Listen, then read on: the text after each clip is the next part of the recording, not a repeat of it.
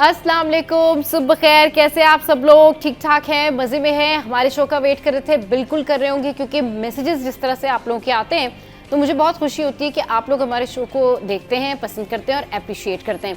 अच्छा जी, आज भी हमारे शो में जो है बड़े ज़बरदस्त किस्म के टॉपिक हैं जो हम आपके साथ में डिस्कस करेंगे, लेकिन उससे पहले आज मैं सोच रही थी कि ख़वातीन के हवाले से एक बड़ी ज़बरदस्त जो है वो रेमेडी में शेयर करती हैं, और ये हर घर का मसला होता है और हर घर में जो है ये प्रॉब्लम ज़रूर हो रही होती है। मक्खी, मच्छर और इस तरह से जो कहते हैं ना, जो इंसेक्ट्स या फिर छिपकली, ये सारी चीज़ें जो होती हैं, ये सारे जानवर जो होते हैं, हशरात जो होते हैं, ये बहुत तंग करते हैं और ख़वातीन इससे बहुत ज़्यादा डरती भी हैं। और जाहिर सी बात है, एक अजीब सी फीलिंग्स भी होती है कि भाई ये क्या इतनी मक्खियाँ हैं या दीवार पे छिपकली है, तो उसके लिए क्या करना चाहिए। तो उसके लिए आपको जो है धुन्नी देनी चाहिए लुबान की, और आप असर के टाइम पर ज़रूर लुबान की धुन्नी दें। इस धुन्नी से ये होता है, जब आप ये धुन्नी देते हैं तो उससे जितने भी ये इस तरह के मक्खी, मच्छर या नेगेटिव चीज़ें होती हैं, या ये स्पेशली लाल बेग और छिपकली, इनको इसकी जो एक अरोमा है या उसकी जो एक खुशबू है वो पसंद नहीं है, उसकी वजह से वो भाग जाती हैं, उस जगह से जाने की कोशिश करती हैं और निकल जाती हैं घर से बाहर। तो ये जो है वो एक परफेक्ट आइडिया है कि हमें तो नहीं पता कि हमारे घर के किस कोने में जो है कहाँ पर कौन सा जानवर बैठा हुआ है, कौन सी छिपकली है या क्या कुछ है। तो उनका बेहतरीन हल ये है कि आप इस तरह से धुनी दें और उसके बाद आप देखें कि ये निकल के बाहर भागते हैं। अच्छा जी, आगे बढ़ते हैं और आपको बताते हैं कि आज शहर में क्या हालात हैं। आज शहर में जो है ट्रैफिक के हवाले से काफ़ी सारी खबरें सामने आई, और ट्रैफिक में जितने भी मसाइल होते हैं, लड़ाई झगड़े होते हैं, वो तो अलग होते हैं, लेकिन शहर कायद में आज है जी ट्रैफिक का दबाव। और सूरत हाल कुछ इस तरीके से है कि शहर के मुख्तलिफ मुकामात पर ट्रैफिक का दबाव जारी है। मिलेनियम मॉल से शारा फैसल पर जो है वो ट्रैफिक जैम है। अच्छा जी, शारा फैसल से नर्सरी और मेट्रोपोल तक की ट्रैफिक का जो है वो नजर आया दबाव। फिर कुरंगी रोड हो गया, डिफेंस मोड़, जहांगीर रोड से गुरुमंदिर जाने वाली जो सड़क है वहाँ पर भी जो ट्रैफिक का दबाव है वो बरकरार है। दफ्तरी औकात कार में ट्रैफिक का दबाव बढ़ जाता है। ट्रैफिक पुलिस हुकाम का ऐसा कहना है 10 बजे के बाद ट्रैफिक मामूल के मुताबिक हो जाएगा। अच्छा, अब बात वही है कि इसके भी एक सर्टन टाइमिंग्स हैं कि ये पीक आवर्स होते हैं और इसमें ज़्यादा ट्रैफिक जैम होता है, लेकिन सुबह के टाइम पर फिर इसको मैनेज भी करना चाहिए। और जो ट्रैफिक पुलिस एहलकार हैं, ये उनका काम है कि वो पीक आवर्स में ही ट्रैफिक मैनेज करें, वरना उन लोगों के तरफ से ये बात सामने आ रही थी कि जी ये तो पीक आवर्स हैं, तो पीक आवर्स में ही तो आपका काम है, आप लोगों को इन टाइमिंग्स पर ही तो ट्रैफिक मैनेज करना है, वरना तो खुद जिस तरह से कहा जा रहा है कि 10 बजे के बाद जो है वो सूरत हाल कंट्रोल हो जाती है।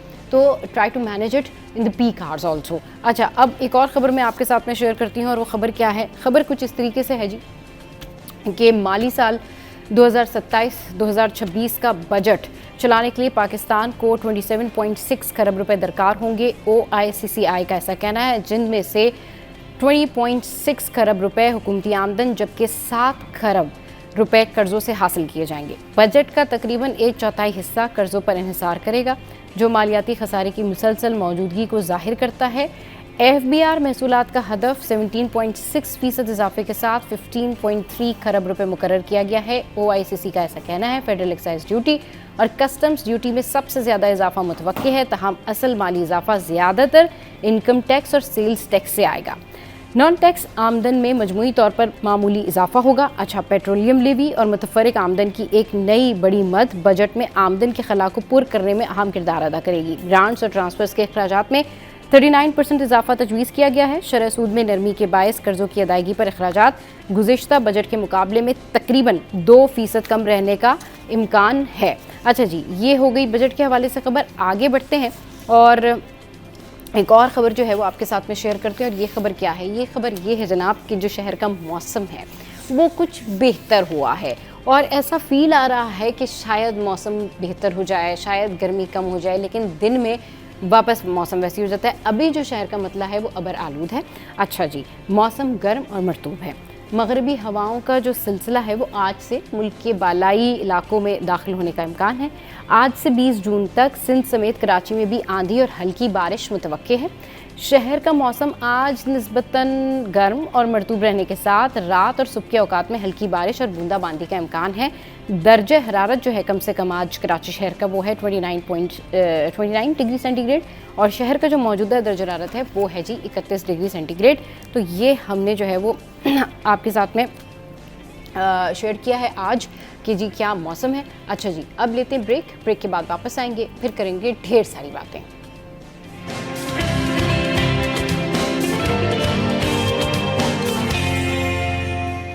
Welcome back. अब कुछ बात कर लेते हैं एजुकेशन के हवाले से, तालीमी मयार के हवाले से और एग्ज़ाम्स और स्टडीज़ के हवाले से।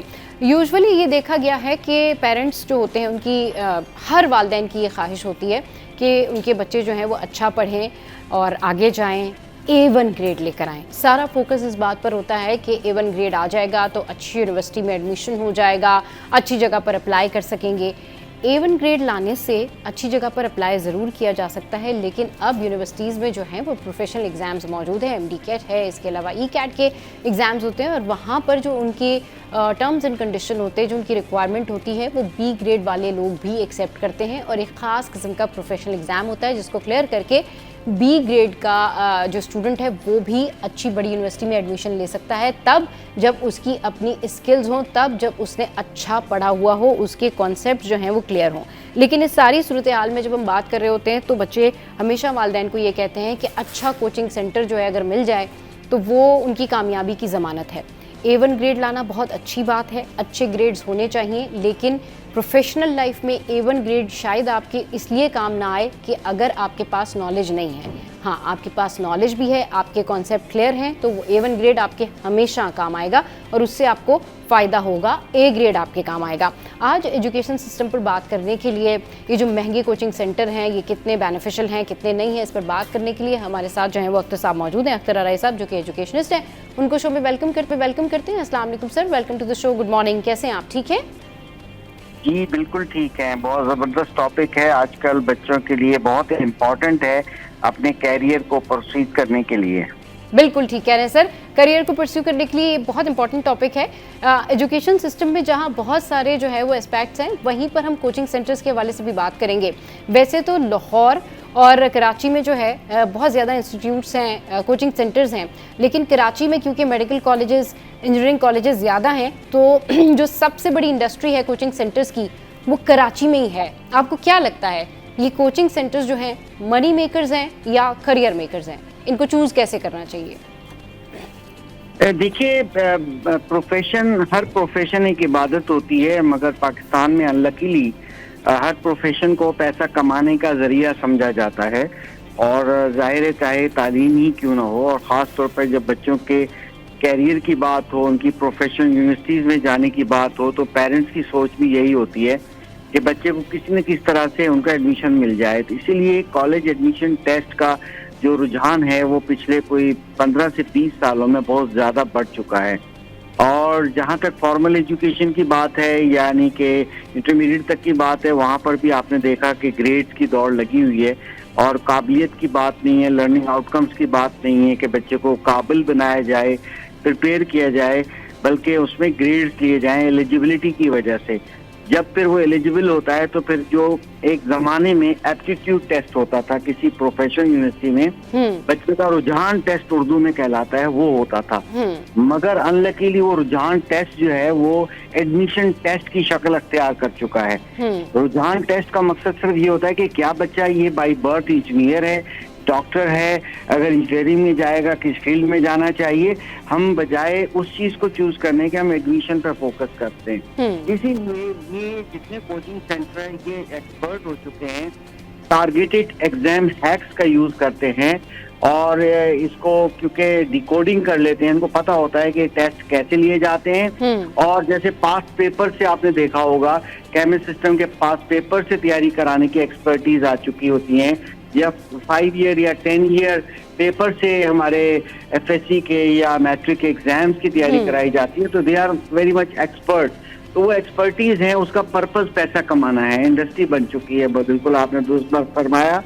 तो ये एक बहुत इम्पोर्टेंट बात है, ये पेरेंट्स को समझनी चाहिए। हम बच्चे को काबिल तो बनाने की बात ही नहीं करते, हम उसको कैरियर काउंसलिंग की बात ही नहीं करते, उसमें से छुपा हुआ इंजीनियर, डॉक्टर या XYZ तलाश करने की बात ही नहीं करते। हम तो सीधा एक बच्चा पैदा हो जाता है तो उसको एक एम बना लेते हैं कि हमने इसको ये बनाना है।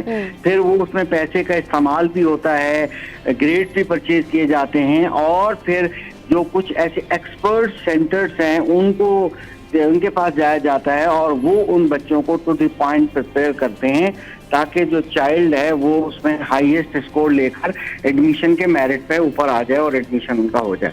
एडमिशन उनका हो जाए। अच्छा सर, जिस तरह से हम बात कर रहे हैं, हम ये नहीं कह रहे कि कोचिंग सेंटर में नहीं जाकर पढ़ना चाहिए, बिल्कुल पढ़ें, वो आपकी हेल्प के लिए हैं, उससे आपको सहारा मिलता है, लेकिन करियर मेकिंग स्टूडेंट के अपने हाथ में है। आप जो कुछ भी कोचिंग सेंटर्स में पढ़ते हैं, जाहिर सी बात है वो आपको एक, आपने जिस तरह से कहा कि टारगेटेड जो है वो आपको टास्क होता है उसमें कि जी ठीक है, ये आपके 5 इयर्स हैक्स हैं, ये इस तरह का जो है पेपर बनकर आएगा या इस तरह से आपको पेपर मिलेगा, वो आपको गाइड करते हैं, बताते हैं, बहुत अच्छी बात है, ये आपका अच्छा ग्रेड लाने के लिए बहुत अच्छा है।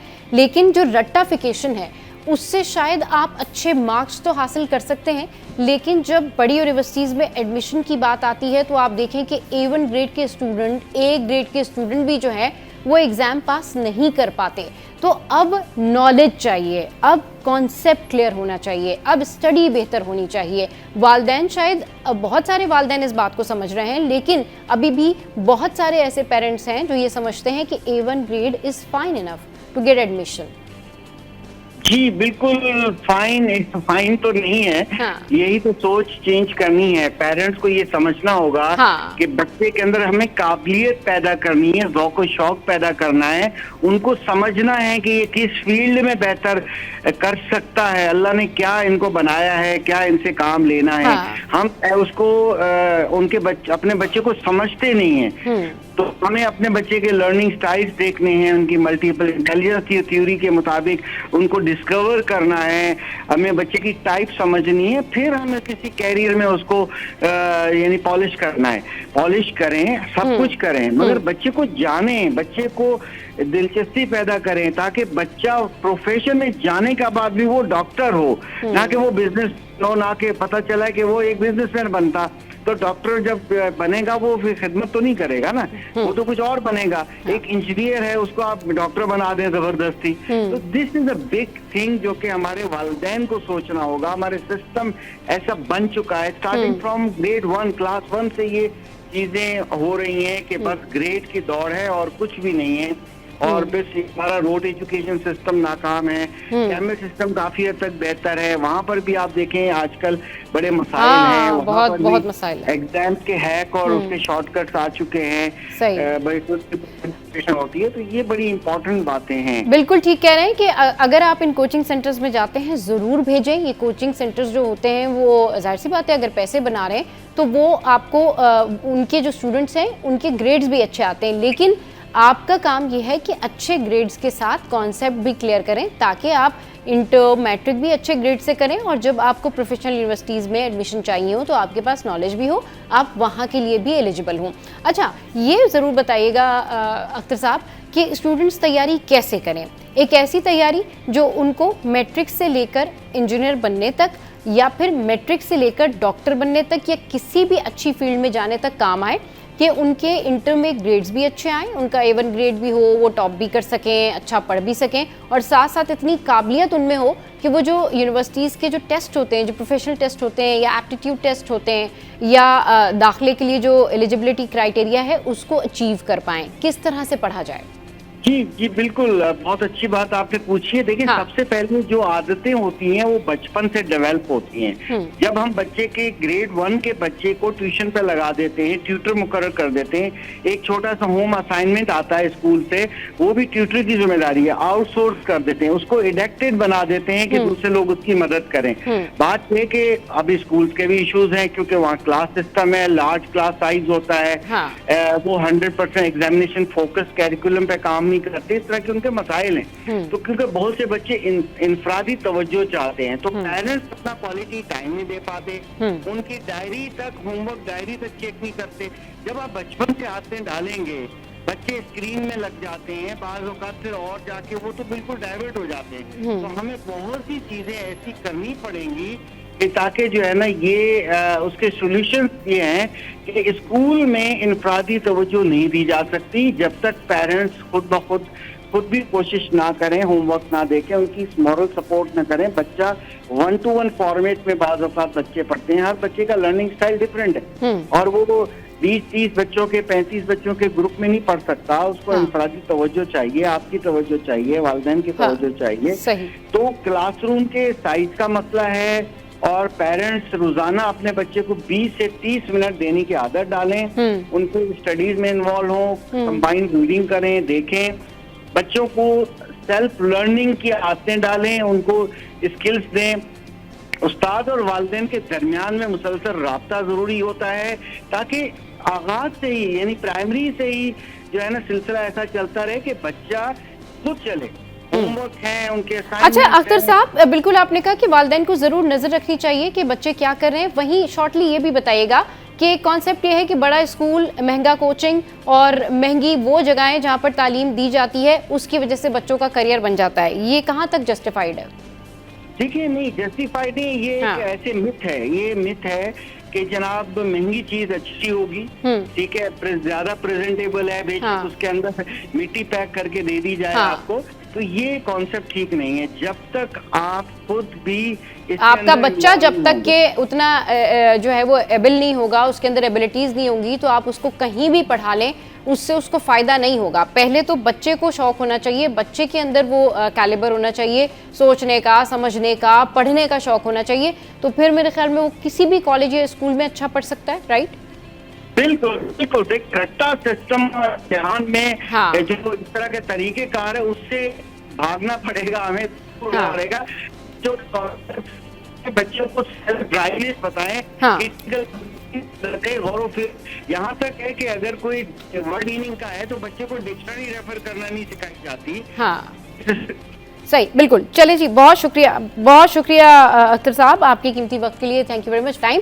और बात वही है कि जब भी हम बात करते हैं एजुकेशन सिस्टम की, तो एजुकेशन सिस्टम का मतलब क्या है, तालीम हासिल करने का मतलब क्या है। जब आप बड़े हो रहे होते हैं, घर से बहुत सारी चीज़ें सीख रहे होते हैं, तो वो आपके कॉन्सेप्ट समझने का टाइम होता है, वो आपके इन्वायरमेंट से जो है वो फैमिलियर होने का टाइम होता है। उस इन्वायरमेंट से लेकर स्कूल और कॉलेज तक आप देखते हैं, तजुर्बात हासिल करते हैं, मुशाहिदात करते हैं, और फिर वो आपकी ब्रेन बिल्डिंग हो रही होती है, उसके साथ फिर आप तालीम हासिल कर रहे होते हैं और फिर आपकी पर्सनैलिटी बन रही होती है। लेकिन अगर हर चीज़ को आप रट्टा लगा लेंगे, हमारे यहाँ जो रट्टाफिकेशन एक कॉमन है कि जी रट्टाफिकेशन है, तो फिर आप जो बड़े एग्ज़ाम्स हैं वहाँ कम्पिटिट नहीं कर पाएंगे। और उसकी जो मौजूदा सूरत हाल है वो कुछ इस तरीके से है कि आप देखें कि जब प्रोफेशनल कॉलेजेस के एडमिशन हो रहे होते हैं या वहाँ पर टेस्ट हो रहे होते हैं, तो वहाँ पर ऐसे बहुत सारे स्टूडेंट होते हैं जिनके A1 ग्रेड्स होते हैं लेकिन वो अचीव नहीं कर पाते, और B ग्रेड वाले वो चीज़ें अचीव कर रहे होते हैं। चलिए जी, शो में यहाँ वक्त एक ब्रेक का, ब्रेक के बाद वापस आएंगे, फिर एक और इम्पॉर्टेंट टॉपिक है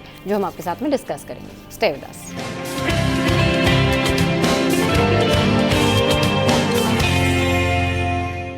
वेलकम बैक। बात करते हैं एक और अहम मौजू पर, ये है सेहत के हवाले से। अच्छा, बहुत सारे ऐसे वायरल इन्फेक्शंस होते हैं, बहुत सारे ऐसी चीज़ें होती हैं, बीमारियां होती हैं, डिजीज़ होती हैं जो फैल रही होती हैं, और उसके बारे में आपको बताना बड़ा ज़रूरी होता है। तो अभी रिसेंटली जो है हमने सोचा कि इस टॉपिक के बारे में ज़रूर डिस्कस करते हैं और आपको बताएंगे कि आप किस तरह से इस बीमारी से बच सकते हैं। हम बात करने जा रहे हैं आज मंकी पॉक्स के हवाले से। मंकी पॉक्स के जो केसेस हैं खैरपुर के बाद जो है अब कराची में भी रिपोर्ट हुए, 10 से ज़्यादा जो है लोगों में ये डायग्नोज हुआ है। तादाद इनकी बढ़ ना जाए, लेकिन जिस तरह से लोगों की ट्रैवल, कुछ ऐसे लोग थे जिनकी ट्रैवल हिस्ट्री सामने नहीं आई, तो अब यही कहा जा रहा है कहीं ये मकामी सतह पर ज़्यादा तो नहीं फैल रहा। कैसे इसकी रोकथाम करें, किस तरीके से इससे बचें, और एक्चुअली ये जो मंकी पॉक्स है ये है क्या, ये जानने के लिए, इस पर बात करने के लिए डॉक्टर रूबिया हमारे साथ हैं। उनको शो में वेलकम करते हैं। अस्सलाम वालेकुम, good morning doctor Rubiya, how are you? अस्सलाम वालेकुम जी, thank you for having me. Yes, my pleasure too. अच्छा डॉक्टर रूबिया, बताइए कि मंकी पॉक्स जो है, ये जो मंकी पॉक्स है ये क्या है, कैसे फैलता है, और ये मतलब किन लोगों को हो जाता है? सबसे पहले तो लोगों को ये कॉन्सेप्ट बताना बड़ा ज़रूरी है कि एक्चुअली डिजीज़ है क्या। So this is a viral infection, this is a pox virus, और ये बड़ा, इसके दो स्ट्रेन्स होते हैं, Claude 1 and Claude 2। Claude 1 generally Africa और अफ्रीकन कंट्रीज में होता है, सेंट्रल अफ्रीका पर्टिकुलरली। क्लॉड 2 जो है वो वर्ल्ड वाइड कहीं पर भी हो सकता है, जिसमें यूरोप में भी होता है, एशिया में भी पाया जाता है, मिडिल ईस्ट में, गल्फ कंट्रीज में बहुत ज्यादा पाया जाता है। अब आप और मैं, जैसे हम लोग देखें, दिस इज आवर थर्ड और फोर्थ शो टॉकिंग अबाउट वबाई बीमारियां। अगर आप देखें कि ये चीजें अब बढ़ रही हैं टाइम के साथ, उसकी वजह एक ये भी है कि ट्रैवल बहुत आसान हो गई है, people commute very easily from one country to another, एक से दूसरे मुल्क में जाके फिर वो उधर जाके भी घूमते फिरते हैं, तो ये चीज जो है बहुत ज्यादा इस वजह से बढ़ती है। सही, ये नहीं है कि पहले जमाने में नहीं थी, पहले जमाने में थी, लेकिन पहले जमाने में इतना फट इसलिए नहीं पता चलता था because the travel was not that common. ये हमें कोविड के दिनों में खास तौर पर एहसास हुआ है। अब मंकी पॉक्स जो ये वायरस है, ये अल्लाह का बड़ा करम है कितना कॉमन हमारे मुल्क में नहीं है यूजुअल औकात में। बट इसकी ट्रेजेडी ये है कि जब अगर ये आ जाता है, अगर आपके पास एक केस भी आ जाता है तो ये हाईली कंटेजियस बीमारी है, तो एक से दूसरे बंदे को बहुत जल्दी लगता है और इस वजह से इसका खतरा होता है और ये बहुत जरूरी है इसके बारे में इंफॉर्मेशन लेना और जानना। अच्छा, मंकी पॉक्स के जो साइन एंड सिम्टम्स हैं वो क्या है और ये किस तरह से फैलता है, जरा इसको डिटेल में बताइएगा और ये जरूर बताएं क्यूरेबल है? So basically, this is easily transmissible from person to person contact. अब वो person to person contact generally speaking इस किस्म का होना चाहिए जिसमें आपको close contact यानी touching somebody with a rash, blisters, जो खासतौर पे जो उसके जख्म वाले रैश होते हैं ऑलमोस्ट, उसको टच करने से भी फैल सकता है, लोगों से हाथ मिलाने से, क्लोज कांटेक्ट फिजिकल करने से। And at the same time ये touching the things that the patient who is infected has touch से भी होता है। इसका मतलब ये कि टॉवल शेयर करने से, अगर आपके घर में या आपके इलाके में कोई बीमार है तो अगर वो कोई चीज इस्तेमाल कर रहा है और आप भी वही चीज इस्तेमाल कर रहे हैं तो बहुत ज्यादा फैलने का इसका इम्कान है। अगर आप इन क्लोज कॉन्टैक्ट 1 मीटर के डिस्टेंस या कम से किसी की कॉन्टैक्ट में वो छींके आपके ऊपर, सो ड्रॉपलेट इन्फेक्शन, उसके जरिए भी ये फैलता है। साइन सिम्टम्स इसके are the same as any viral. तो वायरल में कुछ इस तरह की इलामात होती हैं जो कॉमनली हर वायरस, जैसे चिकन पॉक्स हो गया, आपका मीजल्स हो गया, हर वायरस में कुछ चीजें होती हैं। तो उसमें वो है लेथर्जी, टायर्डनेस, फटीग, बुखार, लिम्फ नोड का साइज बढ़ जाना, रेस्पिरेटरी फीलिंग आना, जैसे कि आपको फ्लू, नजला, जुकाम, खांसी टाइप कोई बीमारी हो रही है। इसमें ये एडिशनल फीचर ये भी होता है कि हाई ग्रेड फीवर होता है और फीवर के साथ एक स्पेसिफिक बड़ा मखसूस किस्म का रैश होता है जिसमें आपकी शुरू में छोटे छोटे दाने से पड़ते हैं और बाद में वो पानी वाले दाने बन जाते हैं और आखिरी स्टेजेस में वो स्कैब करके जख्म बन जाते हैं। तो ये इसकी कॉमन स्टेजेस होती हैं। ट्रीटमेंट के हिसाब से इसका कोई क्योर एज सच नहीं है and you have to be very clear about this. अल्लाह का करम ये है कि you don't need treatment in majority cases. तो अच्छी चीज ये होती है कि ये सारे वायरसेस की तरह सेल्फ लिमिटिंग है। तो खुदा ना खास्ता अगर आपको मंकी पॉक्स हो गया तो उसका मतलब ये नहीं कि बस ये डेथ सेंटेंस है और मेरे जाने का टाइम आ गया है, ऐसा नहीं है। मेजॉरिटी पीपल 2 से 4 हफ्ते में ठीक हो जाएंगे और खुद ही सही हो जाएंगे, पर ये जानलेवा हद तक भी खतरनाक हो सकता है for elderly, children, people who have low immunity system. For example cancer patients आपके हो गए, उसमें ये बहुत खतरनाक हो सकता है और उसमें उनको हॉस्पिटल एडमिशन, आईसीयू ट्रीटमेंट जिसमें हम एंटीवायरल्स देते हैं, which is not exactly a cure but is more of a supportive major.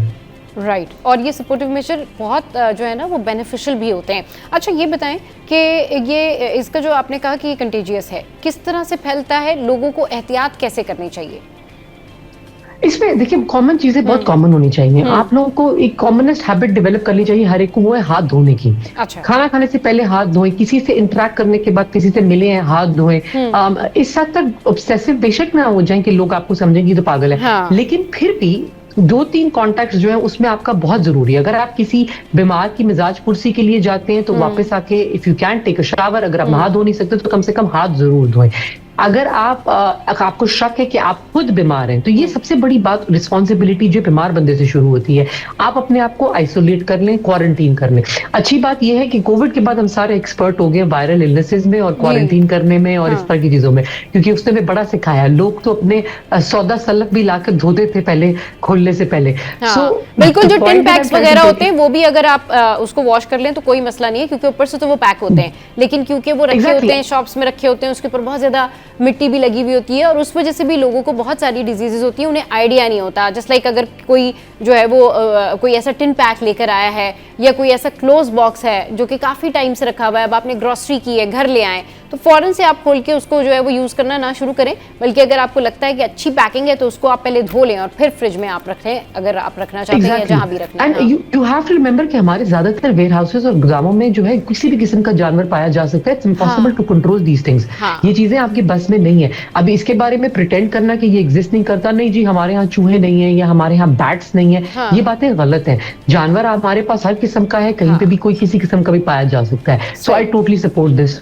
सही, बिल्कुल, और ये हाइजीन का ख्याल रखना बड़ा ज़रूरी है। अच्छा, अब हाइजीन के वाले से हम बात कर रहे हैं, हैंड वॉशिंग के वाले से हम बात कर रहे हैं, तो थोड़ा सा ये भी बता दीजिए कि जो लोग इन बातों का ख्याल नहीं रखते वो किस हद तक जो है खतरे में आ सकते हैं, कौन सी बीमारियां हो सकती हैं उनको?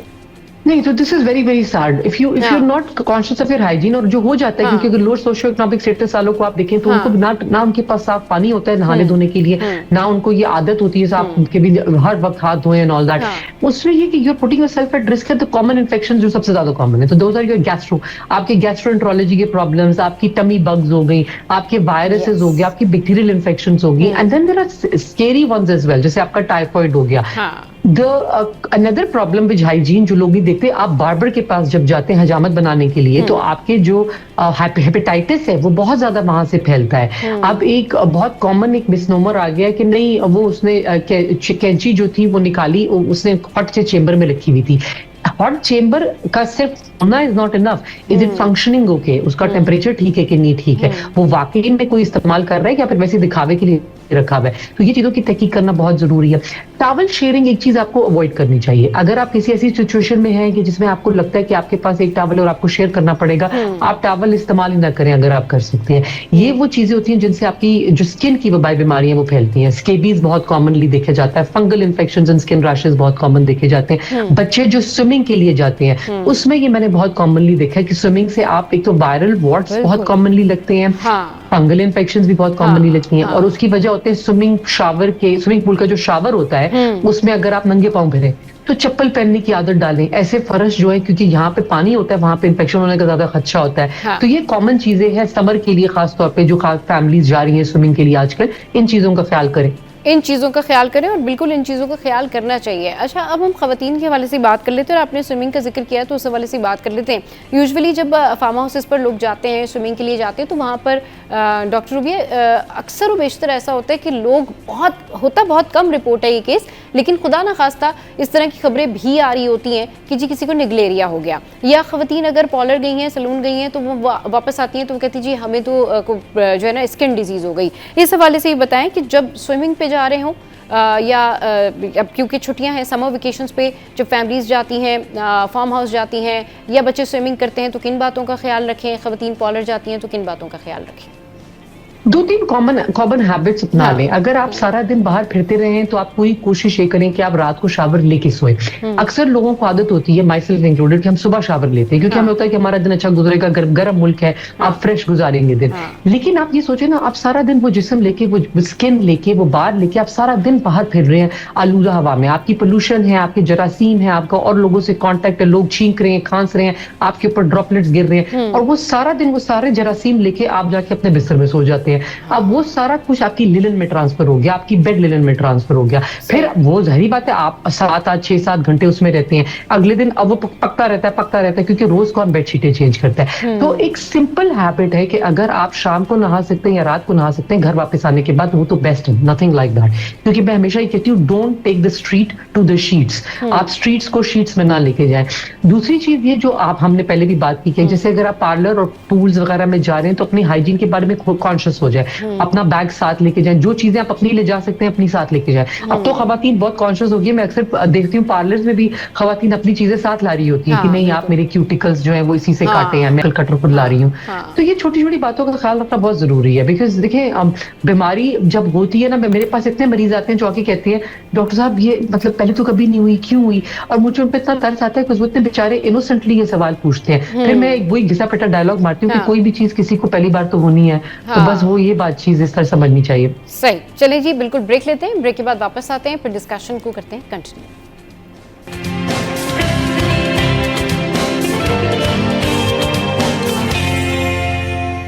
Welcome back. तो हम बात कर रहे हैं मुख्तलिफ डिजीज़ के हवाले से, और mainly we were talking about monkeypox. Doctor Rubia हमारे साथ मौजूद है। Doctor Rubia, coming back to the topic अगर हम मंकी पॉक्स के हवाले से बात करें तो बहुत सारे लोगों में मिसकंसेप्शन है, मिथ्स है कि पता नहीं भाई ये किस तरह का मर्ज़ है, ला इलाज मर्ज़ है, पता नहीं कैसे लग गया। तो थोड़ा सा बताएं कि ये एनिमल से ट्रांसफ़र होता है और फिर उसके बाद इंसानों से इंसानों तक भी ट्रांसफ़र होता है, और अगर किसी में ये डायग्नोस हो जाए तो उसको कितने दिन तक ट्रीटमेंट करानी पड़ती है, उसको कितने दिन तक जो है वो एडमिट किया जाता है, किस तरीके से उसकी ट्रीटमेंट चलती है, ये बताइएगा। So, with regards to animal transmission, yes, ये वो वाली बीमारियां जो जूनोसिस कहलाती हैं जिसमें एनिमल टू ह्यूमन ट्रांसमिशन होती है। तो मंकीज की बाइट, क्रैच, इन चीजों से ये लग सकता है। अब हमारे यहाँ अच्छा, लेकिन इसके लिए ये भी जरूरी है कि मंकी को भी वो बीमारी हो ना, स्ट्रेन, मतलब ये इस तरह नहीं हो सकता कि कोई हेल्दी मंकी और आपको हो जाए, क्योंकि अक्सर ऐसा होता है, लोग समझते हैं कि जी हमें मंकी ने काटा तो हमें तो रेबीज के भी शॉट्स लगेंगे, हर चीज का शॉट लगेगा।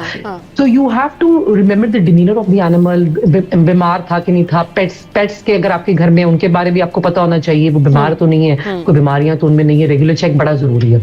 अब एनिमल टू ह्यूमन ट्रांसमिशन हमारे यहाँ लेस कॉमन है, बिकॉज हमारे monkeys are not that infected और हमारा कॉन्टैक्ट कम है। लेकिन जब ह्यूमंस को लग गया तो ह्यूमन टू ह्यूमन ट्रांसमिशन, तो यहाँ पे ये बीमारियां खतरनाक हो जाती हैं, क्योंकि इसमें ये होता है कि आपको ठीक है कुछ सर्टन सेक्ट ऑफ पीपल जो है वो जानवरों से लेकर आए, बट अब ये आगे प्रोपोगेट इसलिए कर गया क्योंकि वो इंसान से इंसान को लग रहा है, और उसमें क्लोज कॉन्टैक्ट जैसे हमने बात की भी बहुत जरूरी है। तो ऐसा नहीं हो सकता कि अगर आपके जानने वाले किसी को है तो आपको होगा ही होगा, अगर आपसे उनका कोई कॉन्टैक्ट नहीं हुआ तो नहीं, आपको नहीं होगा। जब अगेन अगर आपको खुद लगता है आपको कोई बीमारी है तो आप अपने डॉक्टर को दिखाने से पहले आप डॉक्टर को ये वार्न करेंगे, ये बड़ी जरूरी इंपॉर्टेंट चीज है। अगर आपको शक है कि आपने मंकी पॉक्स का चेक करवाना है तो आप अपने डॉक्टर को फोन करके अपॉइंटमेंट पे ये बताएंगे कि डॉक्टर साहब मैं आपको चेक कराने आना चाहता हूँ and I am worried that I might have monkey pox. उसकी रीजन ये है कि फिर अगर आपका डॉक्टर को एहतियाती तदाबीर करना चाहता है, मास्क पहनना चाहता है, गाउन पहनना चाहता है वगैरह वगैरह, they can do that as well, क्योंकि सेफ्टी तो बहुत जरूरी है ना। आपका कॉन्टैक्ट डॉक्टर से हुआ, आपने डॉक्टर को इन्फेक्ट किया, डॉक्टर का कॉन्टैक्ट उस दिन क्लिनिक में 20 और लोगों से हुआ, 20 और लोग इन्फेक्ट हो गए, तो ये रिस्पॉन्सिबिलिटी हर बंदे को लेनी है। जो एडमिट हो जाते हैं लोग, उनके बारे में ये कि then God forbid people who need admission are the ones जो सीवियरली अनवेल होते हैं किसी वजह से, उनका रेस्पिरेटरी सिस्टम ज्यादा फेल कर रहा होता है, उनका किडनीज फेल कर, बेसिकली उनके multiple organs are not functioning like they should be. तो इन चीजों को बेसिक प्रिवेंशन जो एक की है वो है हाइड्रेशन। तो जो मेजर्स जो आप खुद कर सकते हैं, बुखार है तो बुखार के लिए आप पैनाडोल लें, आप अपनी दवाई लें। आप अगर आपको कोई भी बीमारी है, मंकी पॉक्स हो कुछ भी हो, वो आपकी बॉडी के टॉक्सिन्स निकलते ही आपके पेशाब के जरिए, तो वो बनाने के लिए किडनीज को डिटॉक्स करने के लिए पानी पीना बहुत जरूरी है। So make sure you drink at least 6 to 8 glasses of water, ये एक आपको रूटीन हैबिट बनानी चाहिए, लेकिन बीमारी में ज्यादा पीना चाहिए। हाइड्रेशन के साथ साथ इलेक्ट्रोलाइट्स का भी बड़ा होना जरूरी होता है, क्योंकि आप खा पी नहीं होते। Exactly. So you need to be just replacing yourself with ORS, homemade ORS का नुस्खा आपको आना चाहिए। और उसके साथ साथ अगर आपको खुदा ना खास्ता कोई बीमारी है, जैसे आपको कैंसर है, आप कीमोथेरेपी पे हैं, तो फिर आपको डॉक्टर को फौरन रुजू करना चाहिए कि मेरा कांटेक्ट किसी के साथ हुआ है, मुझे शक है कि उनको मंकी पॉक्स था, मैं बीमार हूँ, और आप अपने फिजिशियन को फौरन दिखाएं। उसकी वजह यह है कि you will probably need to be observe more closely. आपके ब्लड टेस्ट मॉनिटर करने जरूरी होंगे, आपके सिम्टम्स मॉनिटर करने जरूरी होंगे। अगर आईसीयू एडमिशन हो जाए तो दिस टी पॉक्स नाम है उस एंटीवायरल का, वो एंटीवायरल लगती है, और उसमें ये होता है कि ज्यादातर सबको लगाते हैं ये वैक्सीन जो होती हैं डॉक्टर रूबिया। ये vaccination for monkey pox generally speaking हमारे पास तो है नहीं, ज्यादातर जो है मिलती है यूरोप में, यूरोपियन कंट्रीज में होती है। जो लोग ट्रैवल करके एशिया या अफ्रीका, सेंट्रल अफ्रीका जा रहे होते हैं, उनको अक्सर ऑफर की जाती है। हमारे पास एक अच्छी चीज ये कि गवर्नमेंट ने ये कहा है कि इसका टेस्ट आपके यहाँ कराची में तो बहुत ज्यादा ये मैं देख रही हूँ कि टेस्ट जो है इसका फ्री ऑफ कॉस्ट होगा। ये चीज भी बहुत बहुत फायदेमंद मुफीद है, क्योंकि देखिए ना, अगर आपका टेस्ट हो रहा है तो आपको बेसिक फौरन पता चल रहा है ना कि वेदर यू हैव इट और नॉट। तो अगर नहीं है तो आप टेंशन लेना भी बंद करें, और दूसरी बात ये आपकी केयर भी डिफरेंट लेवल की होगी। तो ये बहुत एक बड़ा फायदा है जो गवर्नमेंट ने दिया है। सही, ये एक बड़ा फायदा है कि जी टेस्ट जो है एटलीस्ट वो फ्री है, और फिर उसके बाद आप डायग्नोस कर सकते हैं। अच्छा, अलार्मिंग साइन क्या है, कब दिखाना चाहिए डॉक्टर को, कब बताना चाहिए, क्या साइन एंड सिम्टम होते हैं? So the rule for everybody is exactly the same. हम अपने आप को बहुत कॉम्प्लिकेट कर देते हैं। मैं बड़े लेमैन टर्म्स से बोलूंगी। एज ए जनरल फिजिशियन मेरा काम ये आपको बताना है कि अगर आपका बच्चा या बड़ा या जो भी बीमार है वो कंफ्यूज हो रहा है, so confusion is your first sign that something is very wrong. Confused होना, बिहेवियर चेंज होना, पर्सनालिटी चेंज होना, कोई बंदा मतलब चिड़चिड़े तो हम सब हो जाते हैं, लेकिन कोई ड्राउजी हो रहा है और इस हद तक कंफ्यूज है कि बहकी बहकी बातें कर रहा है, दैट मीन्स कि उसकी जो है blood supply to the brain is compromise, या वो सेप्सिस की तरफ जा रहा है। नंबर 2, अगर शॉक लाइक स्टेट है तो शॉक लाइक स्टेट को बहुत ज्यादा कॉम्प्लिकेट नहीं करना। बंदा बेहोशी की सूरत में और कोल्ड क्लैमी, यानी कि ठंडा जिस्म, ठंडे पसीने, कोल्ड क्लैमी, वो एक हाई बिल्कुल एडवांस स्टेज ऑफ शॉक है। इसमें तो आपने हरगिज आप सेकंड मिनटों वाली बात है, नॉट मिनट टू आवर्स वाली बात। अच्छा, आपने सेप्सिस का जिक्र किया, तो अगर कोई सेप्सिस की तरफ जा रहा है तो उसकी क्या अलामत होती है? So for clinicians is things like very high pulse, very low blood pressure and high grade fever and things. For a ले पर्सन जो बताना जरूरी है वो ये चीजें होंगी कि आपको ये फील होगा कि आपका बुखार उतर नहीं रहा, आपकी पेशाब यानी कि द पीइंग क्वांटिटी कम हो गई है, तो आप डिहाइड्रेशन की तरफ जा रहे हैं, कंफ्यूजन हो रहा है, और बहुत like I said advance stage पे हाई ग्रेड फीवर के बजाय जिस्म और ठंडा होना शुरू हो जाता है। आपकी ब्लड सप्लाई जब शट डाउन होना शुरू होती है तो सारा जिस्म शॉक लाइक स्टेट में चला जाता है। सो अगर आप पानी सही नहीं पी रहे या आप डिहाइड्रेट हो रहे हैं और आप बाथरूम नहीं जा रहे बार बार, तो that is all, these are all red flags. और ये ज्यादा जरूरी है जानना कि रेड फ्लैग, अगर आपके बच्चा है छोटी उम्र का, वो फीड नहीं कर रहा और उसका पैम्पर इज लाइट, तो I always ask the mothers कि अगर पैम्पर इनका नैपी जो है इनका वो हाफ ऑफ नॉर्मल है, लेस और मोर, और अगर वो कहती है नहीं डॉक्टर साहब नॉर्मल की तरह ही है, तो फिर डॉक्टर को तसल्ली हो जाती है कि बच्चा इज हाइड्रेटेड इनफ। अगर बच्चे को ओवरनाइट उठता है और नैपी ड्राई है, ये बहुत बड़ी खतरे की निशानी है, आप फौरन अस्पताल जाएं और डॉक्टर को चेक कराएं। बिल्कुल, इसमें आपको फौरन दिखाना चाहिए। अच्छा, तो फिर ये तो हो गया जी सेप्सिस का कि आपने इसकी अलामत बताई। ओवरऑल मंकी पॉक्स में आपने बताया कि कंफ्यूजन से स्टार्ट होता है, फिर फीवर भी होता है डॉक्टर रोबिया? सो इस पे कॉमन सिम्टम्स में fever, flu like illness, big glands यानी कि नेक में आपके ग्लैंड्स बढ़ जाते हैं, स्किन रैश होता है जो फेस पे भी होता है, ट्रंक पे भी होता है, जिस्म पे हर जगह होता है, बाद में ब्लिस्टर्स भी बन जाते हैं, ये कॉमन सिम्टम्स है। Body aches and pains, tiredness, lethargy. अच्छा ठीक, ये कॉमन सिम्टम्स है। अच्छा, कौन से ऐसे लोग होते हैं जिनको जल्दी जो है ये बीमारी लग जाती है या कोई भी वायरल इन्फेक्शन उन पर जल्दी अटैक करता है? ऑब्वियसली उनकी इम्यूनिटी लो होती होगी, लेकिन कुछ इस तरह के भी लोग होते हैं कि जो बड़े परफेक्ट देखने में भी नज़र आते हैं, सेहतमंद होते हैं, लेकिन फिर भी वो वायरल इन्फेक्शन का शिकार हो जाते हैं। उसकी क्या वजूहत होती है? अच्छा, ये हमने कोविड में भी बहुत ज्यादा देखा। There were some young healthy people unfortunately that we lost, we had some colleagues as well that we lost. हमारे कुछ डॉक्टर कॉलीग्स भी थे और जो जब लाइक जैसे आपने बोला देखने में बज़ाहिर बिल्कुल ठीक ठाक थे। वायरल इलनेसेस का मसला ये होता है कि वो नहीं चलता कि how badly will it effect a person. अगर आपका वायरल लोड बहुत ज्यादा है और आपकी बॉडी बहुत ज्यादा टॉक्सिन्स प्रोड्यूस करती है, मैं बिल्कुल सिंप्लीफाई करके एक्सप्लेन करूं, बहुत ज्यादा टॉक्सिन्स प्रोड्यूस करती है और आपकी बॉडी ऑप्टिमम लेवल पे बाहिर तो लग रहा था बट अंदर से जैसे ऑर्गन्स नहीं है, सो फॉर एग्जांपल आपकी किडनी सही फंक्शन नहीं कर रही, आपका लिवर सही डिटॉक्स नहीं कर रहा, वगैरह वगैरह। इन अलामत में होता ये है कि वो वायरल लोड जो शायद किसी और की बॉडी फाइट कर लेती, आपकी बॉडी फाइट नहीं कर पाती। और ये लोग इसीलिए बच्चे, बूढ़े, हामला खातून, ये सब बीमार इसलिए होती है क्योंकि इनके अंदर का फिजियोलॉजी जो है वो काफी चेंज हुई होती है। हालांकि बज़ाहिर देखने में तो ये अपनी एज ग्रुप में ठीक ठाक होते हैं, लेकिन इनका रिजर्व कम होता है, बाउंस बैक करने का वो कम होता है। तो मैं आपके प्रोग्राम के जरिए जो लोगों को कहना चाहूंगी, देखिए आप अपनी जिंदगी आसान करें, मुश्किल ना करें। अपनी सबसे पहले तो नींद ठीक करें।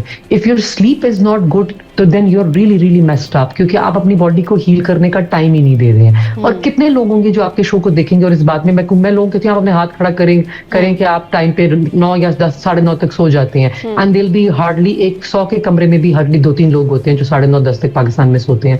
तो ये बात बहुत जरूरी है कि आप लोग, मतलब I think you are also laughing, आप लोग जो है ये आदत डालना बहुत जरूरी है कि 10 PM और 2 AM के दरमियान आपकी मैक्सिमम हीलिंग हो रही है, आपकी बॉडी रीजनरेट कर रही है। तो वो आप सारा टाइम जो है रील्स पे, टीवी, फिल्म, व्हाटएवर पे गुजारे।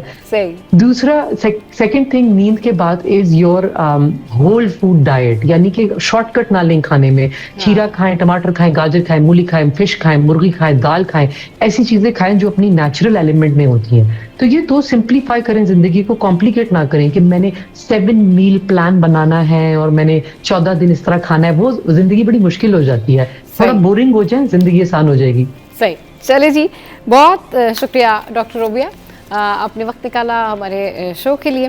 Thank you very much for your time. और बहुत अच्छी बातें हुई और सारी बात ये है कि हमें अपनी सेहत का ख्याल रखना चाहिए।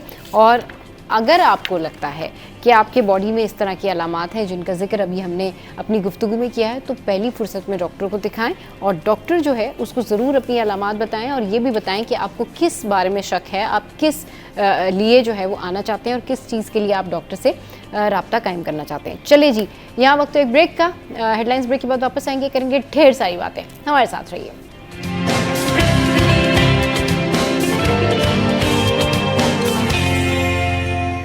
Welcome back. तो अब बात करते हैं घर सजाने की, सलीके की और उन ख़वातीन के हवाले से जिनको बड़ा शौक़ होता है कि उनका घर जो है ज़बरदस्त किस्म का डेकोरेट हो, मतलब उनके घर का हर हिस्सा जो है वो खूबसूरत लगे, सजा हुआ हो। और कहीं ना कहीं ये सारी ख़वातीन की ख्वाहिश होती है कि उनका घर बहुत खूबसूरत लगे और अच्छे से डेकोरेट हुआ हुआ हो।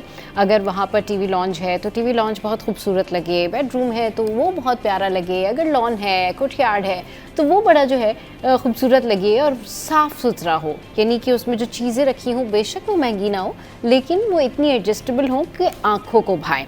तो बहुत सारे ऐसे जो है वो इंटीरियर डिज़ाइनर हैं, इंटीरियर स्टाइलिस्ट हैं जो कि आपको कम बजट में भी बहुत अच्छी डेकोरेशन टिप और अच्छी चीज़ें बताते हैं जिसको आप अपने घर सजाने के लिए इस्तेमाल कर सकते हैं। इस पर बात करने के लिए हमारे साथ जो हैं सादिया वहीद मौजूद हैं, इंटीरियर स्टाइलिस्ट हैं। उनको शो में वेलकम करते हैं। गुड मॉर्निंग सादिया, कैसी हैं? अस्सलाम वालेकुम। वालेकुम सलाम, गुड मॉर्निंग। मैं बिल्कुल ठीक हूँ, thank you for inviting me. अच्छा सादिया, ये बताइए कि कम बजट में अच्छा घर कैसे डेकोरेट हो सकता है? सबसे पहले तो आप क्लटर रिमूव करें अपने घर से। फर्स्ट रूल, आपकी छोटी छोटी चीजें जब वो क्लटर रिमूव हो जाएगा तो एकदम इम्पैक्ट आपकी आ जाएगी जो जिस पे पैसे लगने ही नहीं है आपके। सेकेंड रूल, आपने जब पैसे खर्च करना शुरू करने हैं तो curtains are a very important part of your space. आप उनको ऊपर ले जाएं और बड़ा करें। ठीक, आपको मेरी आवाज आ रही है सादिया? जी जी जी जी आपको जी। थर्ड रूल, जब आप छोटे स्पेस को डेकोरेट करें तो आप अपने फर्नीचर को थोड़ा रखें और स्पेस के हिसाब से रखें। तो हम यूजुअली क्या करते हैं कि जब छोटे घर होते हैं, छोटा स्पेस होता है, हम उसमें बहुत ज्यादा फर्नीचर रखते हैं और बहुत बल्कि साइज का फर्नीचर रखते हैं। बिल्कुल ठीक कह रही है। अच्छा, ये तो आप ये तो चले आपने बताया ना कि ये जो रूल्स आपने बताया कि ये रूल्स हैं, इस तरह से आप अपना घर डेकोरेट करें। अगर किसी का घर जो है वो छोटा है तो वो उस हिसाब से जो है स्मॉल फर्नीचर का इंतखाब करे या फिर वो ऐसी चीज़ें सिलेक्ट करे जिससे उसका घर जो है वो थोड़ा सा कुशादा लगे, खुला खुला लगे। ये बताइए कि हम जब भी ये बात कर रहे होते हैं कि जी घर डेकोरेट करना है, मतलब सारी ख़वातीन को शौक़ होता है कि उनका घर जो है खूबसूरत हो, डेकोरेटेड हो, लेकिन बजट एक बड़ा इशू है। तो कम बजट में घर को किस तरह से डेकोरेट किया जा सकता है कि वो एडजस्टेबल भी लगे, वो अच्छा भी लगे, आंखों को भी भाए और सलीके तरीके से चीज़ें रखी हुई हों उसमें और पता लगे कि हाँ ठीक है, अगर जगह नहीं भी है तो इसको बड़े तरीके से जो है वो एडजस्ट किया गया है। तो थोड़ा सा डिटेल में बताइएगा। अगर हम स्टार्ट करें टीवी लाउंज से, तो अगर किसी का टीवी लाउंज बहुत छोटा है तो वो उसको किस तरह से डेकोरेट कर सकता है? जब आपने घर सजाना ही है तो पैसे तो लगने ही लगने हैं, लाजमी।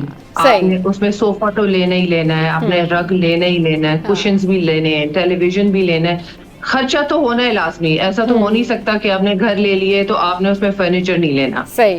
तो इसमें ये होता है कि जब हम चीजें लेते हैं तो हम उस स्पेस को पूरा नहीं देखते, हम रैंडम चीजें उठा लेते हैं। तो आप जब भी अपना घर लें, आपने चीजें ले ली हैं, आप प्लीज कलर चॉइसेस महदूद रखें, 3 कलर्स, उससे आप ज्यादा कलर्स ना लें। तो अगर आपने रूल रखा 3 कलर चॉइसेस, ठीक है, आपका एक ले लिया let's say neutral colour, let's say off white, beige, उसके साथ आपने मैक्सिमम 2 कलर्स और ले लिए। अगर आप ये रूल अप्लाई करेंगे हर घर पे और हर साइज होम के, बिलीव मी वो घर बहुत ही खूबसूरत लगेगा। और उसमें बजट तो आपका, it doesn't matter what you're spending. जब भी आप चीज खरीदेंगे ना और आप एडिशन करते जाएंगे, चाहे वो कारपेट है, चाहे वो कुशन है, वो घर सलीकेदार भी लगेगा और वो घर खूबसूरत भी लगेगा। आप बस ये रूल अप्लाई कर लें, अपने टीवी लाउंज से लेके बेडरूम से लेके हर स्पेस पे आप ये रूल अप्लाई कर लें। Whenever you're buying anything for that space. सही। 3 कलर जो है, 3 कलर स्कीम उसका आप इंतखाब करें। अच्छा, ज़रा ये बताएं कि आजकल जो है इटालियन टाइल्स और फ्लोर, मतलब इस तरह की जो सिस्टम है वो बहुत ज़्यादा इन है। लोग पसंद नहीं करते ज़्यादा कारपेट बिछाना, या कारपेटिंग हो तो लोग पसंद नहीं करते कि सफाई करने में मुश्किल होती है। चलिए जी, इटालियन टाइल जो है वो घर में लेके आते हैं और उससे फ्लोर जो है उसको अच्छा हो जाएगा। व्हाट डू यू प्रेफर कि एक अच्छा घर जो है वो छोटा घर जो है उसमें क्या कारपेट डालना चाहिए, उसमें कारपेट बिछाना चाहिए, या फिर उसको जो है वो टाइल्स करके छोड़ देना चाहिए? आपके ख्याल में किस तरीके से एक अच्छा डेकोरेटेड घर जो है वो बन सकता है, विद टाइल्स और विद कारपेट, बोथ? टाइल तो लाजमी बेस है। टाइल के ऊपर कारपेट ग्राउंड करती है जगह को और स्पेस को आइडेंटिफाई करती है। कारपेट, फुल कारपेट की बात नहीं कर रही, कारपेट एज इन रग, कारपेट एज इन रग। Without the rug your space will be floating. जो जो जो रग का मकसद होता है ना कि आपने उस स्पेस को आइडेंटिफाई किया कि ये टीवी लाउंज का स्पेस है। इवन जब बेड के नीचे हम रग करते हैं तो उस बेड को वो जगह ग्राउंड करती है और उस जगह को लेयर करती है, उस जगह को पहचान देती है। आप समझे? रग का स्टाइलिंग में मतलब ये होती है उस जगह को पहचान देनी और उस जगह को जोन करना मतलब होता है। मतलब आप ये कह रही हैं कि कारपेटिंग, जो लार्ज कारपेटिंग है, जो थ्रू आउट फ्लोर कारपेटिंग है, वो ट्रेंड में नहीं है, लेकिन रग जो है, रग स्टाइल वो ट्रेंडिंग है कि अगर आपने इटालियन टाइल के ऊपर रग जो है वो डाला हुआ है तो वो प्यारे लगते हैं। राइट, तो इस तरीके से भी डेकोरेट करना चाहिए। हाँ, उसका काम होता है वॉर्म्थ देना, लेयरिंग देना, जोनिंग देना और उस जगह को आइडेंटिटी देना। उसकी 4-5 मकसद होता है जब हम उस जगह को रग डालते हैं। ठीक है, खाली खूबसूरती नहीं होती। हाँ सही, वो खूबसूरती नहीं होती, वो डिफरेंट एरियाज भी होते हैं, तो आप उसको आइडेंटिफाई करा रहे होते हैं कि जी टीवी लॉन्ज है या फिर ये जो है वो स्टडी रूम है, सिटिंग स्पेस है। Dining room is a choice because obviously some places हम नहीं रखते, बहुत छोटे होते हैं स्पेसेस, और उसके बाद बच्चे होते हैं, खाना नीचे गिर जाता है, बहुत से लोग नहीं प्रेफर करते। लेकिन मेरा ख्याल है डाइनिंग रूम में मस्ट है रग रखना, क्योंकि वो कोजी लुक आती ही नहीं है जब तक आप सीटिंग स्पेस में आप ना रखें। लिविंग रूम में तो मस्ट है, बेड के नीचे भी मस्ट है, वो कोजी लुक नहीं आती बेडरूम में। सही, बिल्कुल। अच्छा ये बताएं, डाइनिंग टेबल, हर घर की ज़रूरत है डाइनिंग टेबल, हर घर में मौजूद होती है अब तो ऑलमोस्ट डाइनिंग टेबल, लेकिन अब उसको किस तरह से चूज़ करें? अभी मैं रिसेंटली देख रही थी, ट्रेंड्स देख रही थी, आजकल मार्बल ट्रेंड्स जो हैं वो भी बहुत इन है। लोग शीशे वाली टेबल जो है वो ज़्यादा रखना प्रेफर नहीं करते आजकल, क्योंकि उनको लगता है नहीं ठीक है, अगर किसी के घर में बहुत सारे बच्चे हैं तो वो हार्मफुल हो सकता है, या वो जल्दी ख़राब हो जाती है, टूट जाएगी, या and all that. But marble में कौन कौन से ऐसे डिज़ाइंस हैं, ब्लूज़ में हैं, वाइट में हैं, क्या इन है? और डाइनिंग टेबल जो है वो किस तरह की, किस रंग की लेनी चाहिए कि वो जब आप खा रहे हैं, उसको सजा रहे हैं, उसके ऊपर आप चीज़ें रख रहे हैं तो खूबसूरत लगे, इन्हांसिव लगे, और किस तरह से जो है उसको मैनेज करना चाहिए, ये बताइएगा। मैं आपको ये टिप दूंगी कि जब आप पूरे घर का एक बना रहे होते, सजा रहे होते, उसका एक थीम रखें। तो अगर आप ट्रेडिशनल थीम में जा रहे हैं तो आप, मेरा ख्याल है ट्रेडिशनल उसी तरह का, जब आप टीवी लाउंज ड्राइंग रूम से निकले तो उसी तरह का एक ट्रेडिशन में आप उसी तरह का चूज करें अपना टेबल। अगर आप मॉडर्न थीम में जा रहे हैं तो आप मॉडर्न में चले जाएं, मार्बल में। तो अगर आप अपना टेबल बचाना चाह रहे हैं तो मैं टिप ये दूंगी कि आप उसके ऊपर एक ग्लास टॉप रख दें, तो वो इतना अच्छा होता है कि आपका टेबल भी बच जाता है, तो आप इजी टू क्लीन भी हो जाएगा, आपको परेशानी नहीं होगी, और वो टेबल फॉरएवर बच जाएगा। 4 मिलीमीटर 8 मिलीमीटर का ग्लास टॉप रखवा दें ऊपर, और वो इतना इजी टू क्लीन होता है, और वो आपका टेबल भी बच जाता है। सही। अच्छा, जो डाइनिंग टेबल है उसके न्यू ट्रेंड्स क्या इन है, उसकी क्या स्टाइलिंग इन है आजकल? अभी it depends, it's a personal choice. Marble भी इन है, उसके बाद आपका वुड भी है। अभी तो उसकी फिनिशेस इतने आगे कि शीट्स भी इतनी आगे कि आप चीपर वर्जन में जाएं तो आपकी यूवी शीट्स भी वही लुक दे रही हैं जो आपकी मार्बल की शीट की लुक दे रही है। सो there's a vast, it depends on your pocket, you can achieve the same look in every budget nowadays. Okay, that's great, क्योंकि यूजुअली जो है वो लोग आजकल मार्बल ज़्यादा पसंद करते हैं। वुड के हवाले से वो कहते हैं जी ठीक है, जिसकी पॉलिश कभी ख़राब हो जाती है या कभी कोई और इश्यूज हो जाते हैं, तो आप ये कह रही हैं कि it depends on personal choice के आप क्या चीज़ जो है चूज करना चाहते हैं। हाँ, वुड के ऊपर आप वो ग्लास का टॉप अगर आप लगवा देंगे ना तो आपकी वुड की पॉलिश बच जाएगी, बस वो ग्लास का टॉप आप रखवा दें ऊपर। सही। चलिए जी, कहते हैं घर डेकोरेट करने की बात हो रही है, घर सजाने की बात हो रही है कि घर कैसे सजाएं, क्या क्या टिप्स हैं। हमारे साथ सादिया मौजूद है, उनसे करेंगे ढेर सारी बातें, लेकिन अभी जल्दी से जाते हैं ब्रेक पे। ब्रेक से वापस आते हैं, फिर पूछेंगे कि भाई बेडरूम जो है उसको कैसे सेट किया जाए, और कम बजट में 3 कमरे 4 कमरे किस तरह से सेट किए जा सकते हैं और कितना बजट लगता है, ये सब एक ब्रेक के बाद।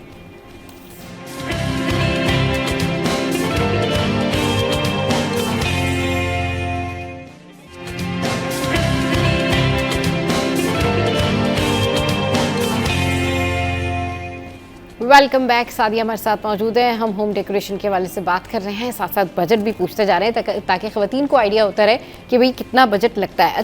अच्छा ये बताइए कि एक घर डेकोरेट करने में, जो कि एक नॉर्मल घर है जो लोगों का होता है, नॉर्मल घर 3-4 कमरे हैं, उसको डेकोरेट करने में टोटल कितना बजट लगता है?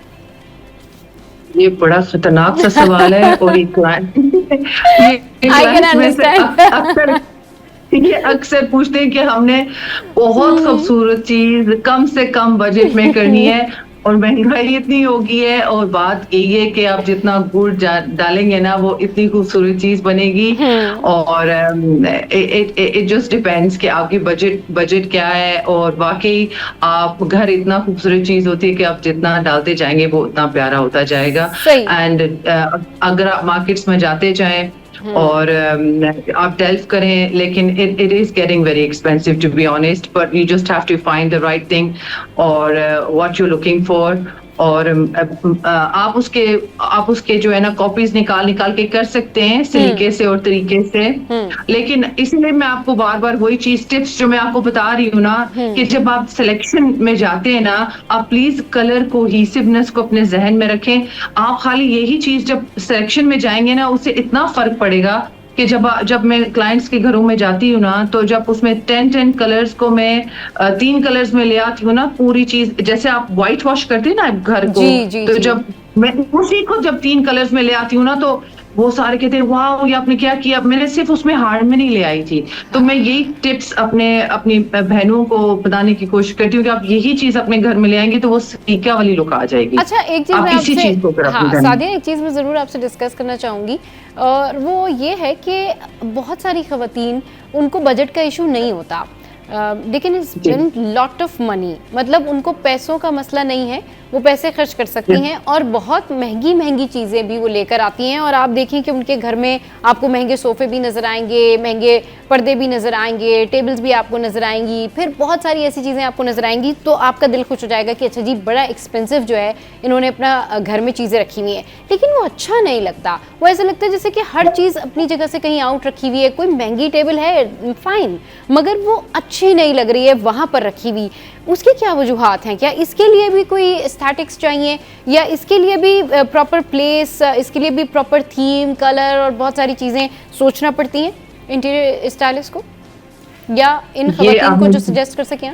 जी ये आपने बहुत अच्छा सवाल किया है। वजह ये है कि हम जब शॉप्स में जाते हैं ना, तो हम इंडिविजुअल चीजों को देख के पसंद कर लेते हैं कि ये चीज बहुत प्यारी लग रही है, इसको घर भिजवा दें, वो वाली चीज बहुत अच्छी लग रही है, लेकिन हम ये बिल्कुल भूल जाते हैं कि हमारे घर में क्या चीज पड़ी हुई है। राइट तो हम वो चीज सोचते ही नहीं है। सो जो बंदा शॉपिंग करने जा रहा है ना, पहले वो जहन में ये जरूर रखे कि मेरे घर में ऑलरेडी पहले क्या पड़ा हुआ है, ये उस चीज के साथ मैच करेगा कि नहीं करेगा। सही। फिर वो अगली परचेसेस करे कि उसके साथ मैच चीज जरूर हो, ताकि वो एक जो इंटीरियर स्टाइलिस्ट करता है ना, हमारा जो काम है, हम घर को कोहेसिवनेस जो बुलाते हैं ना, कि एक वार्म्स लाते हैं ताकि हर चीज दूसरे से रिलेट करे। जब आप एक घर के अंदर एंटर होते हैं तो वो हर चीज के अंदर वार्म्स आती है, क्योंकि वो हर चीज आपस में रिलेट करती है। जब आप सही कह रही हैं, जब आप किसी के घर जाए और everything is picked from very expensive places, लेकिन वो आपस में वो कोई उनका रिलेशन नहीं होता आपस में, तो रिलेशन डालना जरूरी होती है। मतलब आप देखेंगे कि एक जगह पर जो है वो इटालियन टेबल है, दूसरी जगह पर आप देखेंगे कि जी कोई बहुत एक्सपेंसिव का कारपेट है, फिर आप देखेंगे कि जी तीसरी जगह पर जो है कोई बहुत उन्होंने जो है वो ऐसी टेबल्स रखे हुए हैं, लेकिन आपस में उनका कॉम्बिनेशन नहीं बन रहा होता। तो ये तो हम कह सकते हैं ना फिर कि महंगी चीज़ें आपका घर नहीं सजाती, आपकी अकल और आपका सलीका और एस्थेटिक्स ये आपका घर सजाते हैं। बिल्कुल आप सही कह रही हैं, बिल्कुल आप सही कह रही हैं। तो आप मेरे इसमें जी तो आप इसमें अपने क्लाइंट्स की किस तरह से हेल्प करती हैं जब वो आपसे आके कहते हैं कि जी ठीक है हमें जो है वो घर डेकोरेट करवाना है आपसे, तो जब आप ये टिप्स उनको बताती हैं तो वो मान जाते हैं? क्योंकि लोगों के लिए शायद ये डाइजेस्ट करना बड़ा मुश्किल है कि नहीं, आप माइनर चीज़ें अगर अपनी घर की ठीक कर लें तो आपका घर डेकोरेट हो गया, उसके लिए आपको बहुत कुछ करने की ज़रूरत नहीं पड़ती। मेरे साथ ये अक्सर हुआ भी है, क्योंकि हमारे बहुत से क्लाइंट्स होते हैं जिन्होंने इतने एक्सपेंसिव चीजें ली होती हैं, एंड वो कहते हैं आपने इन्हीं को आपने यूज करना है। तो फिर मैं क्या करती हूँ कि पूरे घर में एक कारपेट दूसरे कमरे में ले जाती हूँ, उस कारपेट को इस कमरे में ले जाके पूरा मिक्स एंड मैच करके फिर सोफास की पोशिश उन कारपेट्स के साथ मैच करके कर्टन्स को उनके साथ, और I done this in a house also, और मैंने उन्हीं की चीजों को रीयूज करके उसी को नया करके करती हूँ। यही तो हमारा काम है, दैट्स व्हाट आई डू, यही तो मैं करती हूँ। सही। अच्छा ये बताएं कि घर का वो कौन सा हिस्सा है जो आपको लगता है कि बहुत कॉम्प्लिकेटेड होता है, जिसमें बहुत बारीक बीनी के साथ जो है वो उसको डेकोरेट करना पड़ता है और बहुत टाइम लगता है, टाइम टेकिंग होता है, उसको बहुत अच्छे से डेकोरेट करना पड़ता है?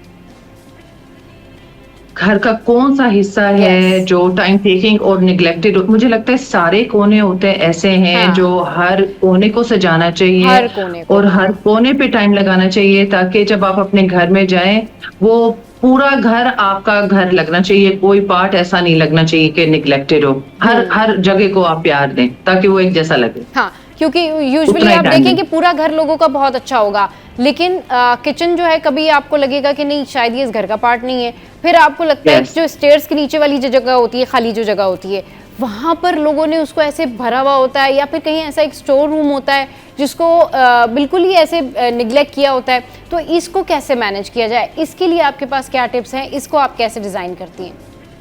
स्टोरेज प्रॉब्लम ये होता है कि हम किचन में स्टोरेज नहीं रखते, स्टेयर्स के नीचे स्टोरेज नहीं रखते, हम स्टोर रूम्स के अंदर स्टोरेज नहीं रखते। तो हम पूरा घर प्लान आउट करते हैं और इसमें इतना एक्सपेंसेस नहीं लगते।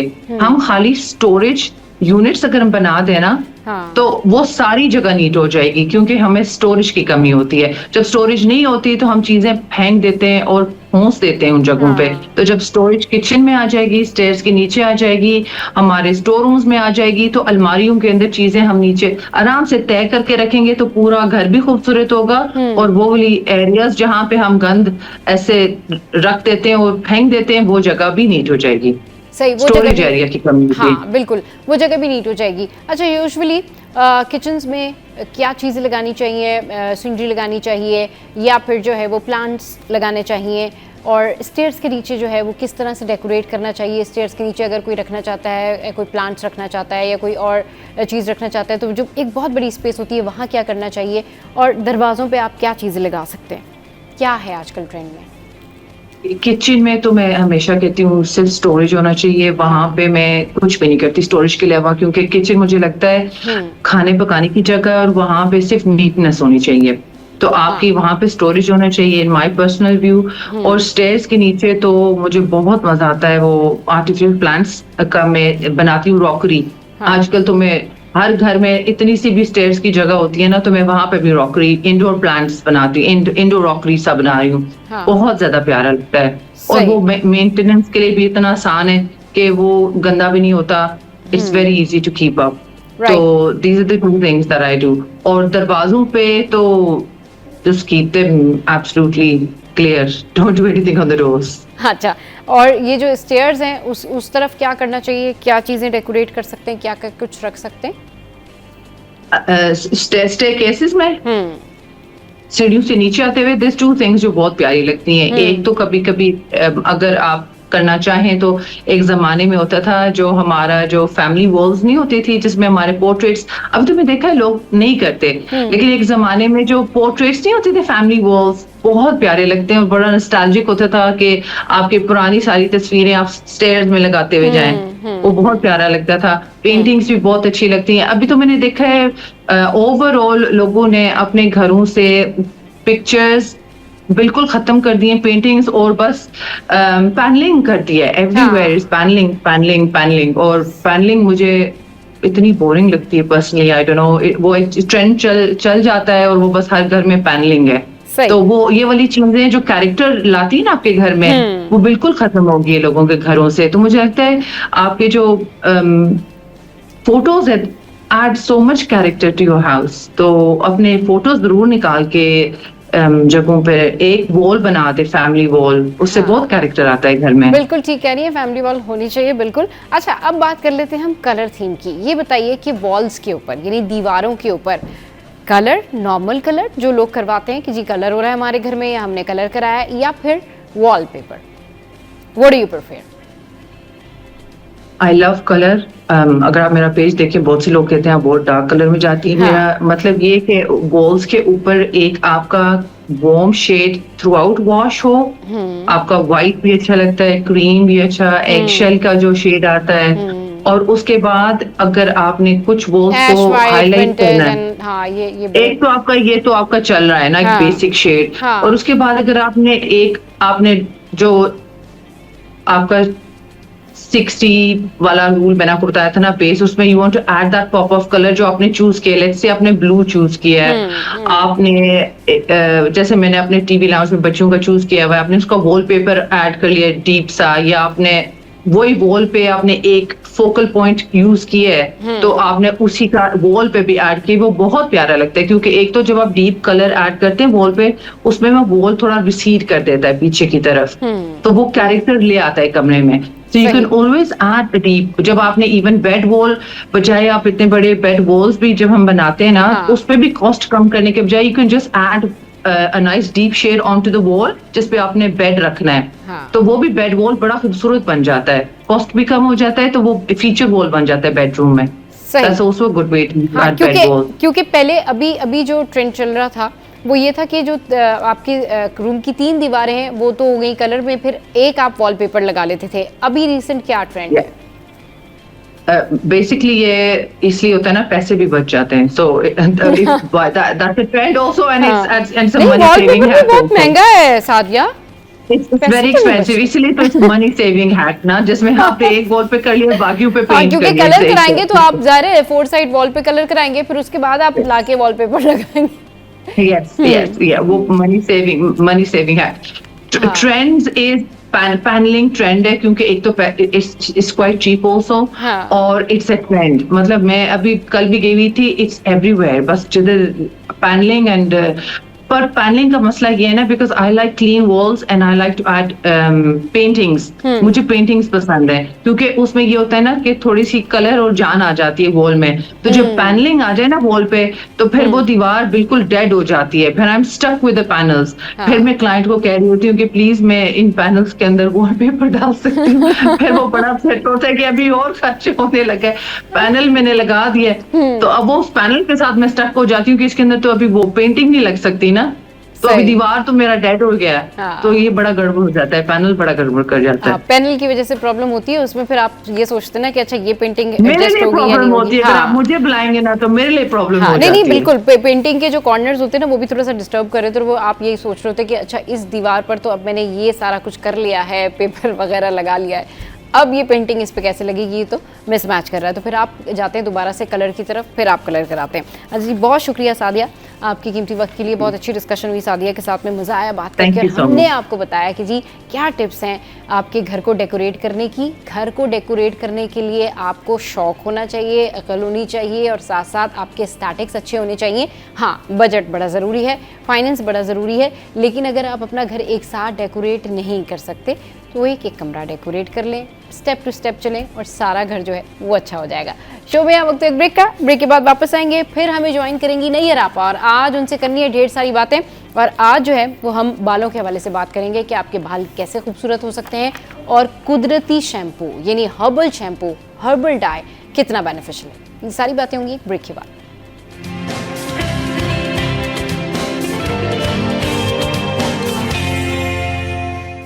Welcome back. तो अब हम बात कर लेते हैं बालों की सेहत के हवाले से। अच्छा, जब भी हम जिक्र कर रहे होते हैं बालों का, तो जाहिर सी बात है बहुत सारी ख़वातीन हमें मैसेजेस कर रही होती हैं, हमसे पूछ रही होती हैं कि भाई जब भी आपके शो पे हर्बलिस्ट आएँ, स्पेशली नैयर आपा आएँ, तो आपने उनसे ये सारे सवालात ज़रूर पूछने हैं। तो मेरी कोशिश होती है कि आपके जितने भी सवाल आप मुझे लिंक्डइन पर भेजते हैं वो ज़रूर मैं शामिल करूं, और आज के सवालात में भी बहुत सारे ऐसे सवालात हैं जो मैं पूछने की कोशिश करूंगी, क्योंकि उसमें जो कॉमन क्वेश्चंस होते हैं मैं पूछ लेती हूं। तो आज हम बात करने वाले हैं बालों की सेहत के हवाले से। और जब आप शैम्पू यूज़ करते हैं या केमिकल वाले डाई यूज़ करते हैं तो उससे आपके बाल हो जाते हैं डैमेज। जब आपके बाल डैमेज हो रहे होते हैं तो उस टाइम आपको रियलाइज़ नहीं होता, लेकिन थोड़े अरसे बाद जब आपको पता लगता है कि जी तो झड़ना शुरू हो गए, रूखे हो हो गए, बेजान हो गए, तो फिर उसके बाद आपको ख्याल आता है कि नहीं, अब शायद आप अगला केमिकल वाला डाई नहीं ले सकते क्योंकि आपके बाल जो हैं वो गिरना शुरू हो गए हैं। तो ऐसे कौन से तरीके हैं, ऐसे कौन सी कुदरती चीज़ें हैं, ऐसी कौन सी प्रोडक्ट्स हैं जिसकी वजह से आप अपने बालों को घना कर सकते हैं, मजबूत कर सकते हैं, और अगर आप शैम्पू यूज़ कर रहे हैं तो केमिकल फ्री शैम्पू कौन से होते हैं, इस पर बात करने के लिए हमें ज्वाइन किया है नैयर आपा ने। उनको शो में वेलकम करते हैं। अस्सलाम वालेकुम, गुड मॉर्निंग, कैसी हैं आप? वालेकुम अस्सलाम। हाँ जी, अल्हम्दुलिल्लाह मैं बिल्कुल ठीक हूँ। आप कैसे हैं? ठीक मैं बिल्कुल ठीक ठाक। नैयर आपा, आज आप हमें हर्बल डाई और हर्बल शैम्पू के बारे में क्या कुछ बताने वाली हैं, प्लीज शेयर कीजिए। कितना इसका फायदा है ये बताइए। हाँ जी, जो आजकल जो मैं देख रही हूँ टाइम जा रहा है ना, तो इसका फायदा और इसकी बहुत ज्यादा हमारी जो जेंसेस हैं इनको बहुत ज्यादा जो है वो इन रेमेडीज की जरूरत है। क्योंकि आप देखें कि बाल वक्त से पहले सफेद हो रहे हैं, झड़ रहे हैं, बालों की वो वाली ग्रोथ नहीं है, और वक्त से पहले जो मर्द हजरात हैं वो अगर 50 के बाद जाके उनके बाल जो है वो सर से गायब होना शुरू होते थे, अब 30 के अंदर ही जो है ना वो मैं देखती हूँ कि लड़कों के सर पे जो है ना वो बाल ना होने के बराबर है, और वो बेचारे कंप्लेन कर रहे होते हैं। आप जब नहाते हैं टॉवल से साफ करते हैं बालों को तो ये पूरा टॉवल बालों से भर जाता है।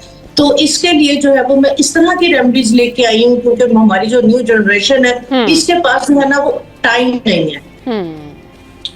ठीक है, सबसे ज्यादा जो प्रॉब्लम मसले मसाइल है वो टाइम के हैं। जिनके जो है वो ऐड चल रहे होते हैं जी अच्छे होंगे वो ले लेते हैं, लेकिन फायदा कुछ भी नहीं होता। तो उसके लिए जो है वो मैं आज सबसे पहले मैं सब लोगों को जो अपने बाल बचाना चाहते हैं, वक्त से पहले जो है वो गंजे नहीं होना चाहते, वक्त पे भी गंजे नहीं होना चाहते। पहले आप देखें हमारी नानियां दादियां, हमारे जो बुजुर्ग हजरात थे 70 80 90 में भी जाके उनके सर पे जो है वो बाल मोटी मोटी चुटियां होती थी खवातीन की। तो उसके लिए सबसे पहले आपको शैम्पू छोड़ने पड़ेंगे। आप देखें कि पहले जो था वो शैम्पू का इस्तेमाल नहीं था तो बाल भी सलामत थे। शैम्पू जो है वो उसके अंदर जो पैराबीन्स और SLS जो कि एक झाग बनाने वाला क्लींजिंग एजेंट है, वो आपके बालों के मॉइस्चर को अंदर से जो है वो आपके स्कैल्प से जो है वो उसको निकाल देता है। जब बालों को खुराक नहीं मिलेगी तो बाल खुद ब खुद जो है वो आप देखेंगे झड़ना शुरू हो जाएंगे। इसके लिए सबसे पहले आपने शैम्पू छोड़ना है। मैं आपके साथ ही इस तरह का जो है वो शैम्पू जो है वो शेयर करती हूँ रेमेडी। आप उसको बना के रखें, बहुत इजी, 8 दिन के लिए बना के रखें, फिर आप वीकेंड पे उसको जो है वो बना के रख लें।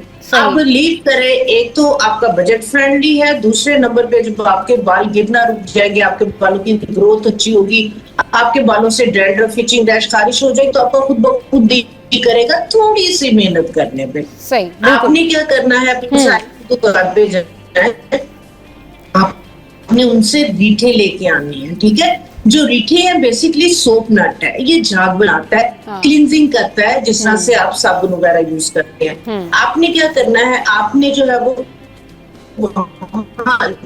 पंसारी की दुकान से सारी चीजें ले ले। दाल का पाउडर, माश की दाल क्लींजिंग भी करती है, बालों को शाइन भी देती है, बालों को मॉइस्चराइज भी करती है। ठीक है, एक आपा इसके अज्जा जरा दोबारा से बताइएगा, ये जो रेमेडी आप बता रही हैं इसके अज्जा जरा दोबारा से रिपीट कीजिएगा, क्या क्या चीजें लेनी है? आपकी आवाज जो है थोड़ा सा ब्रेक हो रही है। 1 पाव रीठा पाउडर, 1 पाव इसके अंदर माश की दाल का पाउडर, 1 पाव बालचट, 1 पाव आंवले का पाउडर। ये 4 पाउडर आपने ला के, ठीक है, ये एक पाव आप लेंगे, आपका 1 kg ये पाउडर रेडी हो जाएगा। ये आपने ले आना है। आपने क्या करना है, 8 दिन के लिए मैं आपको बताती हूँ, आपने जो लिक्विड शैम्पू बनाना है वो आपने किस तरह से बनाना है। आपने जो है वो अगर जेंट्स नजर आता है 1 गिलास पानी का ले ले, खवातीन है 2 गिलास पानी के ले ले। अगर आपने 1 गिलास पानी का लिया, खोलते हुए पानी में यही वाला पाउडर 2 टेबलस्पून आपने डाल देना। 1 या 2 जोश आ जाए उसके अंदर, आपने क्या करना है, उसको मलमल के कपड़े के अंदर स्टेन कर लेना। आप स्टेन करेंगे, आप देखेंगे कि वो पूरा जिस तरह शैम्पू का आपका लिक्विड होता है उसी तरह से ये आपका लिक्विड हो जाएगा। अगर आपके बाल ड्राई हैं, बहुत फ्रीजी है, रफ है, इसी के अंदर आपने 1 पाव अलसी का भी साथ ही जो है वो पाउडर डाल लेना, अलसी का आटा डलवा लेना। अगर आपके बाल ड्राई नहीं है, आपके बाल नॉर्मल है, फिर बेशक अलसी को स्किप कर दें, क्योंकि ये बहुत ज्यादा ऑयली और मॉइस्चराइजिंग होती है। ठीक है, अब जो लिक्विड है आपके पास, आपने इसको बोतल के अंदर डाल लेना है, ठीक है। आपने नहाना है, आप इसको फ्रिज रखना, फ्रिज में है, ठीक है। आपने जितना शैम्पू यूज करना है उतना आप शैम्पू ले, आप इसके साथ जो है वो बालों को धोएं, अपनी रूट्स लेंथ एंड पे लगाएं, अच्छी तरह से जो है वो मसाज करें, धोएं, आपकी मैल कुचैल डस्ट को जो है वो रिमूव करेगा। और आप बिलीव करें कि एक ही दफा के इस्तेमाल के बाद आप हैरान हो जाएंगे कि मैं जब भी बाल धोता था या धोती थी तो मेरे बाथरूम में जब धोते धोते बाल जो है वो फर्श पे ढेर गिरे हुए होते थे टॉवल में, एक ही दफा इस्तेमाल के बाद इंशाल्लाह ताला 50% आपके बाल गिरना रुक जाएंगे। आप अगर डेली नहा रहे, क्योंकि आजकल गर्मियां हैं, गर्मियों के अंदर या ऑफिस या स्कूल या कॉलेज जाने वाली बच्चियां डेली बेसिस पे बालों को धो रही होती हैं, तो इसको आप डेली बेसिस पे यूज कर सकते हैं। इसका किसी किस्म का कोई साइड इफेक्ट नहीं है। और दूसरे नंबर पे काइंडली कंडीशनर्स छोड़ दें। शैम्पू से ज्यादा जो तबाही करते हैं आपके ये कंडीशनर करते हैं। आपको लगता है कि फौरी तौर पे बाल सिल्की हो गए हैं, सॉफ्ट हो गए हैं, बालों में हमें ऑयल वगैरह नहीं लगाना पड़ेगा। अब देखिए घंटे डेढ़ घंटे के बाद बाल जो है वो आपके दोबारा से ड्राई हो जाते हैं। जो कंडीशनर्स हैं टेम्परेरी आपके बालों को सॉफ्ट शाइनी लुक देते हैं, बट वो आपके बालों के पीएच को एकदम से जो है वो नीचे ले जाता है, जिसकी वजह से बाल जो है वो बिल्कुल आप देखें लाइफलेस हो जाते हैं। वेट बालों का खत्म हो जाता है आहिस्ता आहिस्ता, अगर आप बहुत ज्यादा जो है वो कंडीशनर और शैम्पू यूज करते हैं। ये वाला जो मैंने आपको शैम्पू पाउडर बताया है, हर्बल पाउडर बताया है, इसके इस्तेमाल के बाद आपको कंडीशनर की जरूरत, ऑयल की जरूरत, किसी सीरम की जरूरत इंशाल्लाह ताला बिल्कुल भी नहीं पड़ेगी। आप इसको यूज करेंगे और यकीन करें मुझे, आप जो है वो झोली उठा के दुआएं देंगे इंशाल्लाह। बिल्कुल बिल्कुल, बहुत बहुत जबरदस्त आप रेमेडीज जो है वो शेयर करती हैं, हमें बताती हैं आपकी जो रेमेडीज हैं। मैं खुद भी आपकी रेमेडीज की फैन हूँ और आई नो कि जिस तरह से आप ये बता रही होती है लोगों को बहुत फायदा होता है। अच्छा आपा, मुझे ना कुछ इस तरह के भी मैसेजेस आ रहे थे कि भाई डैंड्रफ के बारे में पूछे, खुश्की के बारे में पूछें। तो ये खुश्की और जुएं, इनका खात्मा कैसे हो? चाहे मर्द हजरात हो या खवातीन हो, दोनों का ये मसला होता है, लेकिन खवातीन में स्पेशली स्कूल गोइंग किड्स में ये ज्यादा होता है। इसके लिए क्या रेमेडी है? हाँ जी, आपने डैंड्रफ प्लस जो है वो जुओं लीखों के लिए, ठीक है, इन दोनों को हम कंबाइन कर लेते हैं। अगर जुओं लीखों का नहीं मसला, बरसात में, हब्स में, गर्मियों में ये मोस्टली प्रॉब्लम इशू हो जाता है, ठीक है। उसके लिए मैं आपके साथ जो है वो एक हर्बल टोनर जो है वो शेयर करूंगी, ठीक है। यही वाला एक तो जो ये वाला हमने शैम्पू बनाया है, ठीक है, बच्चों को भी इसी पे लगाएं। जो लोग अगर चाहते हैं कि हमारी जुएं भी खत्म हो जाए, इसी के अंदर आपने एक पाव नीम के पत्तों का पाउडर भी ऐड करवा, ठीक है। शैम्पू के अंदर नीम के पत्ते आ गए, ये आपकी जुओं लीखों को, आपकी डैंड्रफ को खत्म कर देगा। दूसरे नंबर पे एक मैं आपके साथ जो है वो टोनर शेयर करती हूँ जो आपकी डैंड्रफ को भी खत्म करेगा, आपकी जुओं लीखों को भी खत्म करेगा। वो बच्चियां जो सारा दिन हिजाब करके रखती हैं, इचिंग रैश, खारिश होती है बहुत ज्यादा, ये उनके लिए इफेक्टिव है, ठीक है। और गर्मियों के अंदर पसीने की वजह से भी जो है वो खारिश, इचिंग रैश हो रही होती है, उन सब के लिए ये वाला टोनर जो है ये बेहतरीन है। यानी कि खुश्की आपा, यानी कि आप ये कह रही हैं कि खुश्की, स्किन एलर्जी और जुओं के लिए ये जो रेमेडी अभी आप बताने जा रही हैं, ये रेमेडी बेहतरीन है, राइट? बेहतरीन है, बिल्कुल बेहतरीन है। बिल्कुल बताइए किस तरीके से बनेगा। मेरी जो रेमेडीज होती है, मैं कोशिश करती हूँ कि आजकल जो हमारी जेंजीज है उनकी मसरूफियत को सामने रखते हुए मैं चीजों को डिजाइन करती हूँ। मैं ज्यादा बिलीव करती हूँ एक्सट्रैक्ट, ठीक है। जो एक्सट्रैक्ट है ये रूह है, आपकी जो हर्ब्स है, आपकी जो ऑर्गेनिक है, जो हम ऑर्गेनिक प्रोडक्ट जो है वो मैन्युफैक्चर कर रहे होते हैं, तो उसके अंदर ये हर्बल पाउडर वगैरह नहीं डलते, नहीं तो कंटेमिनेशन हो जाती है, उसमें फंगस लग जाती है। तो उसके अंदर जो यूज हो रहे होते हैं वो एक्सट्रैक्ट यूज हो रहे होते हैं। मैं आपको आज एक इंतहाई कीमती, जो कि सिर्फ और सिर्फ 200 रुपए के अंदर बनेगा, ठीक है। अगर आप ये जो है वो मार्केट से अगर कोई अच्छी क्वालिटी का, एक्सपोर्ट क्वालिटी की आप लेती है, तो ये जो 200 वाला है वो आपको मे बी 20,000 कास्ट करे, ठीक है। आपने इसके लिए क्या करना है, आपने कोई भी डिस्टिल्ड वाटर 1 लीटर लेना है या रोज वाटर लेना है या डिस्टिल्ड, दोनों में से कोई भी आपने लेना है। आपने 1 लीटर वो लेके इसके अंदर आपने 200 ml ग्लिसरीन डाल, ठीक है। और आपको मेडिकल स्टोर से जो है वो मिलेगा हैंड सैनिटाइजर। हैंड सैनिटाइजर के अंदर आप देखें कि एथेनॉल होता है, उसके अंदर जो है वो अल्कोहल होता है कॉस्मेटिक ग्रेड का, वो आपने इसी के अंदर तकरीबन 3 टेबलस्पून डाल, ठीक हो गया जी। ये 3 चीजें आपकी बेस बन जाएगी, ठीक है। इसके अंदर आपने क्या करने हैं, मुट्ठी भर के जो नीम की नमूलियां होती हैं, नीम के जो बीज होते, सीड होते, ये पंसारी की दुकान से आपको मिल जाएंगे, ये मैंने इसके अंदर डाले हुए हैं। और मुट्ठी भर के आपने फ्रेश इसके अंदर जो है वो नीम के पत्ते, ठीक है, ये आपने इसके अंदर डाल के इसको आपने जो है वो 8 से 10 दिन के लिए छोड़ देना। 8 से 10 दिन के बाद आप ये देखें, ये ग्रीन कलर का आपका एक्सट्रैक्ट जो है ये रेडी हो जाएगा।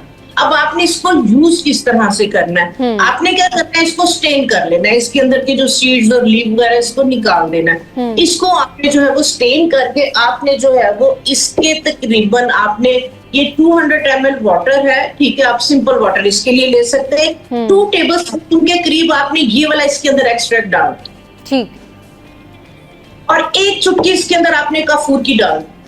सही। ये आपका वो टोनर रेडी होगा जो झुमोलिखों को खत्म करेगा, जो आपकी डैंड्रफ को खत्म करेगा, आपके स्कैल्प पे इचिंग, रैश, खारिश हो रही है, इसको स्प्रे करते साथ ही आपको सुकून मिल जाएगा, आपको ठंडक जो है वो फील होगी, और सारा दिन जो है वो आपको बिल्कुल भी, चाहे आपने जो है वो हिजाब वगैरह किया हुआ है, बच्चों की आदत होती है पसीना आ गया, बेशक जुए लिखे नहीं या खारिश कर रहे होते हैं, कोई भी पसीना जिनका बहुत एसिडिक होता है, तो इसके साथ आपके ये तमाम प्रॉब्लम, तमाम मसले इंशाल्लाह ताला से हम सही। चलें जी, नैयर आपा जो है बड़ी ज़बरदस्त रेमेडीज़ हमारे साथ में शेयर कर रही हैं। यहाँ वक्त एक ब्रेक का, ब्रेक के बाद वापस आते हैं, फिर कंटिन्यू करते हैं डिस्कशन को।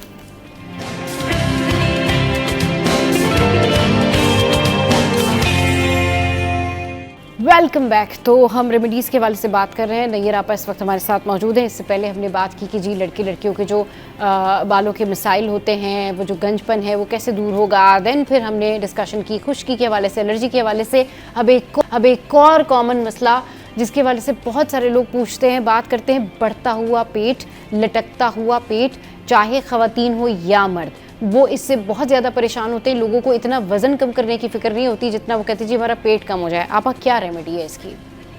हाँ जी, इसके लिए जो है वो बहुत जबरदस्त है उनाब। अच्छा। उनाब जो शांदा वगैरह के अंदर भी आप देखेंगे यूज होते हैं, वो से बेर की तरह होते हैं। वो बलगम को, रेशे को जो है वो बॉडी से जो है वो निकालने के लिए, आपकी लंग्स की सफाई के लिए कमाल की चीज है।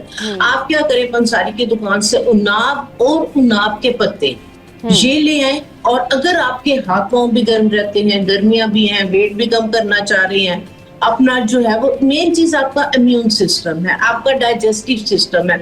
आपने खाना खाया, अगर खाना आपका हजम नहीं हो रहा, आपको डकार आ रही है या कॉन्स्टिपेशन है, हाँ। या आपकी गट हेल्थ अच्छी नहीं है, तो सबसे पहले आपको अपनी गट हेल्थ को अच्छा करना है, ठीक है। तो उसके लिए आप जो है वो उनाब के पत्ते, थोड़ी सी इमली और थोड़े से आलू बुखारे, सपोज अगर आपने 5 उनाब लिए हैं, 5 ही आप इमली के दाने ले लें और 5 इसमें आलू बुखारा डालें, और थोड़े से आपने जो है वो उनाब के पत्ते डाल के 2 गिलास पानी के अंदर आपने इसको रात को भिगो देना है। सुबह में उठ के आपने इन सब की गुठलियां निकाल लेनी है, इसको हल्का हल्का मैश कर लेना, आपने पकाना बिल्कुल भी नहीं है, और उसके बाद आपने इसको जो है वो स्टेन कर लेना है। 1 चुटकी इसके अंदर काला नमक, अगर ब्लड प्रेशर आपको है तो फिर आप बेशक नमक यूज नहीं करें, लेकिन पिंक सॉल्ट या काला नमक ये आपने 1 चुटकी लेना है। ये आप सुबह में खाली पेट लेना शुरू कर दें, आप बिलीव करेंगे। लेकिन ये है कि आपको जो जंक फूड्स और ये सारी आपको फ्रीजी ड्रिंक्स और आपको इस तरह की चीजों को अवॉइड करना है। अगर आप वो चीजें नहीं छोड़ेंगे और आप ये कहवा ले रहे होंगे, तो आप कहेंगे कि जी नहीं, ये आपा के तो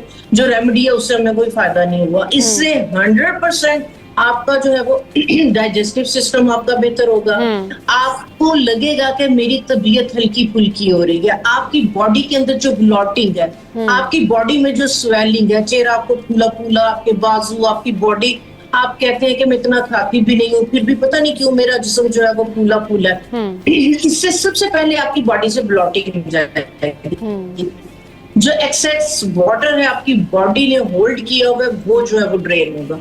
पानी का इंटेक आपने प्रॉपर करना है, सिर्फ इस एक रेमेडी से। और दूसरी रेमेडी, खाने दोपहर में खाने के टाइम आप पुदीने का इस्तेमाल बढ़ाएं, चाहे चटनी की फॉर्म में बढ़ाएं उसको, चाहे जो है वो बाद में पुदीने का जो है वो थोड़ी सी सौंफ डाल के, एक इलायची डाल के चाहे ये कहवा इस्तेमाल करें। चाय का इस्तेमाल जो है वो आप कम कर दें, खुश्की लेके आता है बॉडी के अंदर। इसकी वजह से भी आपकी जो गट हेल्थ है, आपका डाइजेस्टिव सिस्टम जो है वो डिस्टर्ब हो जाता है। तो आप ये वाली जो रेमेडी है, उनाब के पत्ते, उनाब, आलू बुखारा और इमली खाली पेट लेना शुरू करें, पानी का इंटेक प्रॉपर करें और पुदीने का कहवा खाने के बाद लेना शुरू करें। और जितनी फ्रीजी ड्रिंक्स और आप जंक फूड छोड़ेंगे, आप देखेंगे कि आपका 15 से 20 दिनों के अंदर जो है ना, वो पहले आपकी बॉडी जो है वो शेप में आना शुरू होगी, फिर आहिस्ता आहिस्ता आपको इंशाल्लाह ताला वेट कम होगा। सही। अच्छा, ये जो अनाब के पत्ते, आलू बुखारा और आपने ये जो बताया इमली, ये जो है ये खाली पेट लेने? बिल्कुल खाली पेट आप इसको लेंगे। इसके अंदर अगर आप एक चुटकी जो है ना वो काली मिर्च की भी डाल देंगे ना, तो उसके जो रिजल्ट्स हैं आप देखें 100 टाइम जो है ये बढ़ जाएगा। रात में इसको भिगो के रख दें, क्योंकि कंजप्शन अच्छी हो जाती है। खाली पेट ठीक है। और ये अल्कालाइन आपका वाटर है, ये आपकी ना सिर्फ वेट को कम करेगा, बल्कि आप बिलीव करें कि आप सो के उठे हैं 8 घंटे 10 घंटे सोए, लेकिन लग रहा है कि नींद ही पूरी नहीं हुई, जिस्म जो है वो टूट रहा है, थका थका है, कुछ काम करने को दिल नहीं कर रहा। आप ये ड्रिंक लेना शुरू कर दें, आप यकीन करें कि चीते जैसी फुर्ती आपकी बॉडी के अंदर इंशाल्लाह ताला आ जाएगी। सही, बिल्कुल। अच्छा आपा, एक और चीज़ जो मैं आपसे पूछना चाह रही थी, ये बताइए कि ये जो ख़वातीन कहती है कि जी हमारा पेट जो है वो बढ़ गया है, या मर्द हज़रात कहती है जी पेट हमारा लटका हुआ है, और ये रेमेडी करने से ज़ाहिर है इनको फ़र्क तो ज़रूर पड़ेगा, लेकिन ऐसी और भी कोई चीज़ें हैं जो अगर खाली पेट ना कोई खा सके, और कोई ऐसी रेमेडी हो जो आप शेयर करें कि वो लोग आसानी से जो है वो खा सकें और इनका पेट जो है वो भी कम हो जाए? हाँ जी बिल्कुल। उसके लिए जो है वो, अगर जिन लोगों को ब्लड प्रेशर और इस तरह के इश्यूज नहीं है, ठीक है, अगर है, मैं दोनों तरह से आपके साथ जो है ये शेयर करती हूँ। इसको भी आप लेंगे तो इंशाल्लाह ताला जो है वो लटका हुआ पेट, एक मैं टोनर शेयर करूंगी आपके साथ कि वो टोनर जो है वो आपने जैसे रात में है, आप सोने से पहले आप ये टोनर जो है वो स्प्रे कर लें। जहां जहां से आप अपनी जो स्टबन फैट है उसको जो है वो आप डिसॉल्व करना चाह रहे हैं। और एक मैं आपके साथ जो है वो चूरन, एक मजमून, एक एनर्जी बूस्टर और वेट लॉस जो है वो मैं आपके साथ मजमून शेयर करती हूँ। sure. आपने क्या करना है, आपने 100 ml लेना है जैतून का तेल और 10 ml इसके अंदर कलौंजी का तेल। मैं अपनी हर रेमेडी में ये लाजमी यूज करवाती हूँ।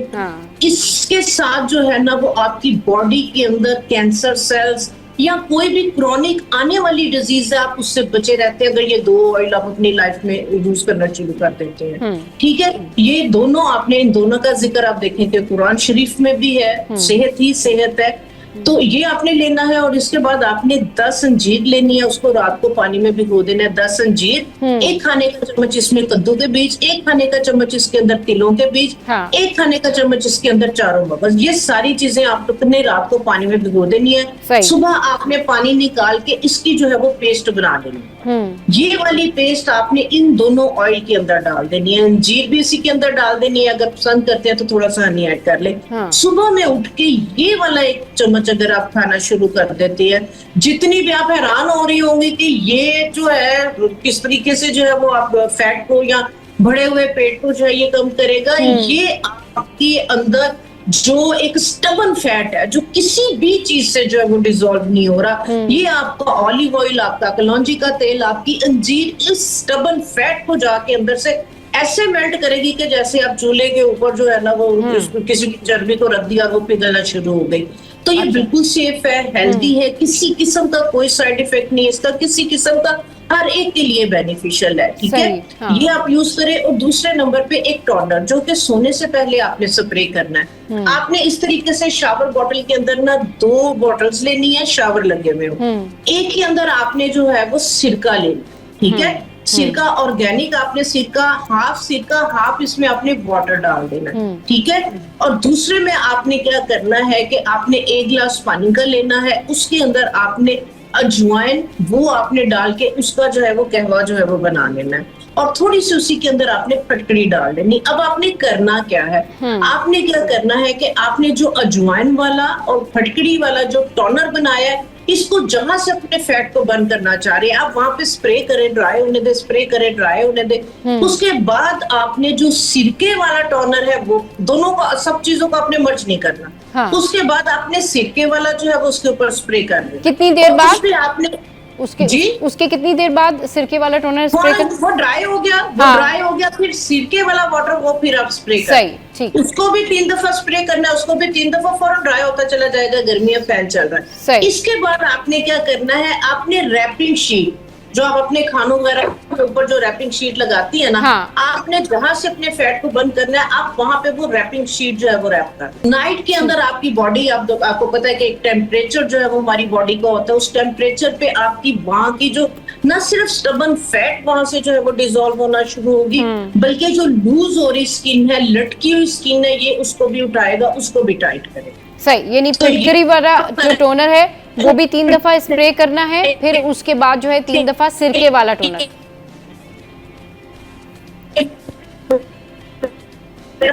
चले जी, डिसॉल्व हो गया, आपके फैट सेल्स के अंदर डिपॉजिट हो गया। हाँ। उसके बाद फिर सिरका आपको पता है कि एसिडिक है, उसके बाद उसकी कोटिंग उस फैट सेल्स के ऊपर हो जाएगी सिरके की, जो कि उसको मेल्ट करने में जो है वो स्पीड अप करेगा, जो सिरका है उसको स्पीड देगा। ठीक है, तो ये मेरा मुद्दा है। हाँ। मैंने इसको यूज किया हुआ है रेगुलर, आप इसको जो है वो 1.5-2 महीना यूज करें। दोनों टोनर 1.5-2 महीने यूज करने जी। आप यकीन करेंगे कि इंचेस के अंदर आपको फर्क पड़े। चले जी, बहुत शुक्रिया नैयर आपा आपकी कीमती वक्त के लिए। बहुत अच्छा लगा आपसे गुफ्तगू करके। बहुत सारी रेमेडीज़ जो हैं वो आज हमने डिस्कस की हैं हमारे शो में, और बात वही है कि जब ये रेमेडीज़ आप करते हैं तो एक दिन ना करें, उसको कंसिस्टेंसी के साथ करें, फिर उसके बाद आपको ज़रूर फ़ायदा होगा। आज के शो से फिलहाल इतना ही। आज का शो आपको कैसा लगा ज़रूर बताइए। हमारी सोशल साइट पर हंसते रहिए, मुस्कुराते रहिए। Keep watching serious 10।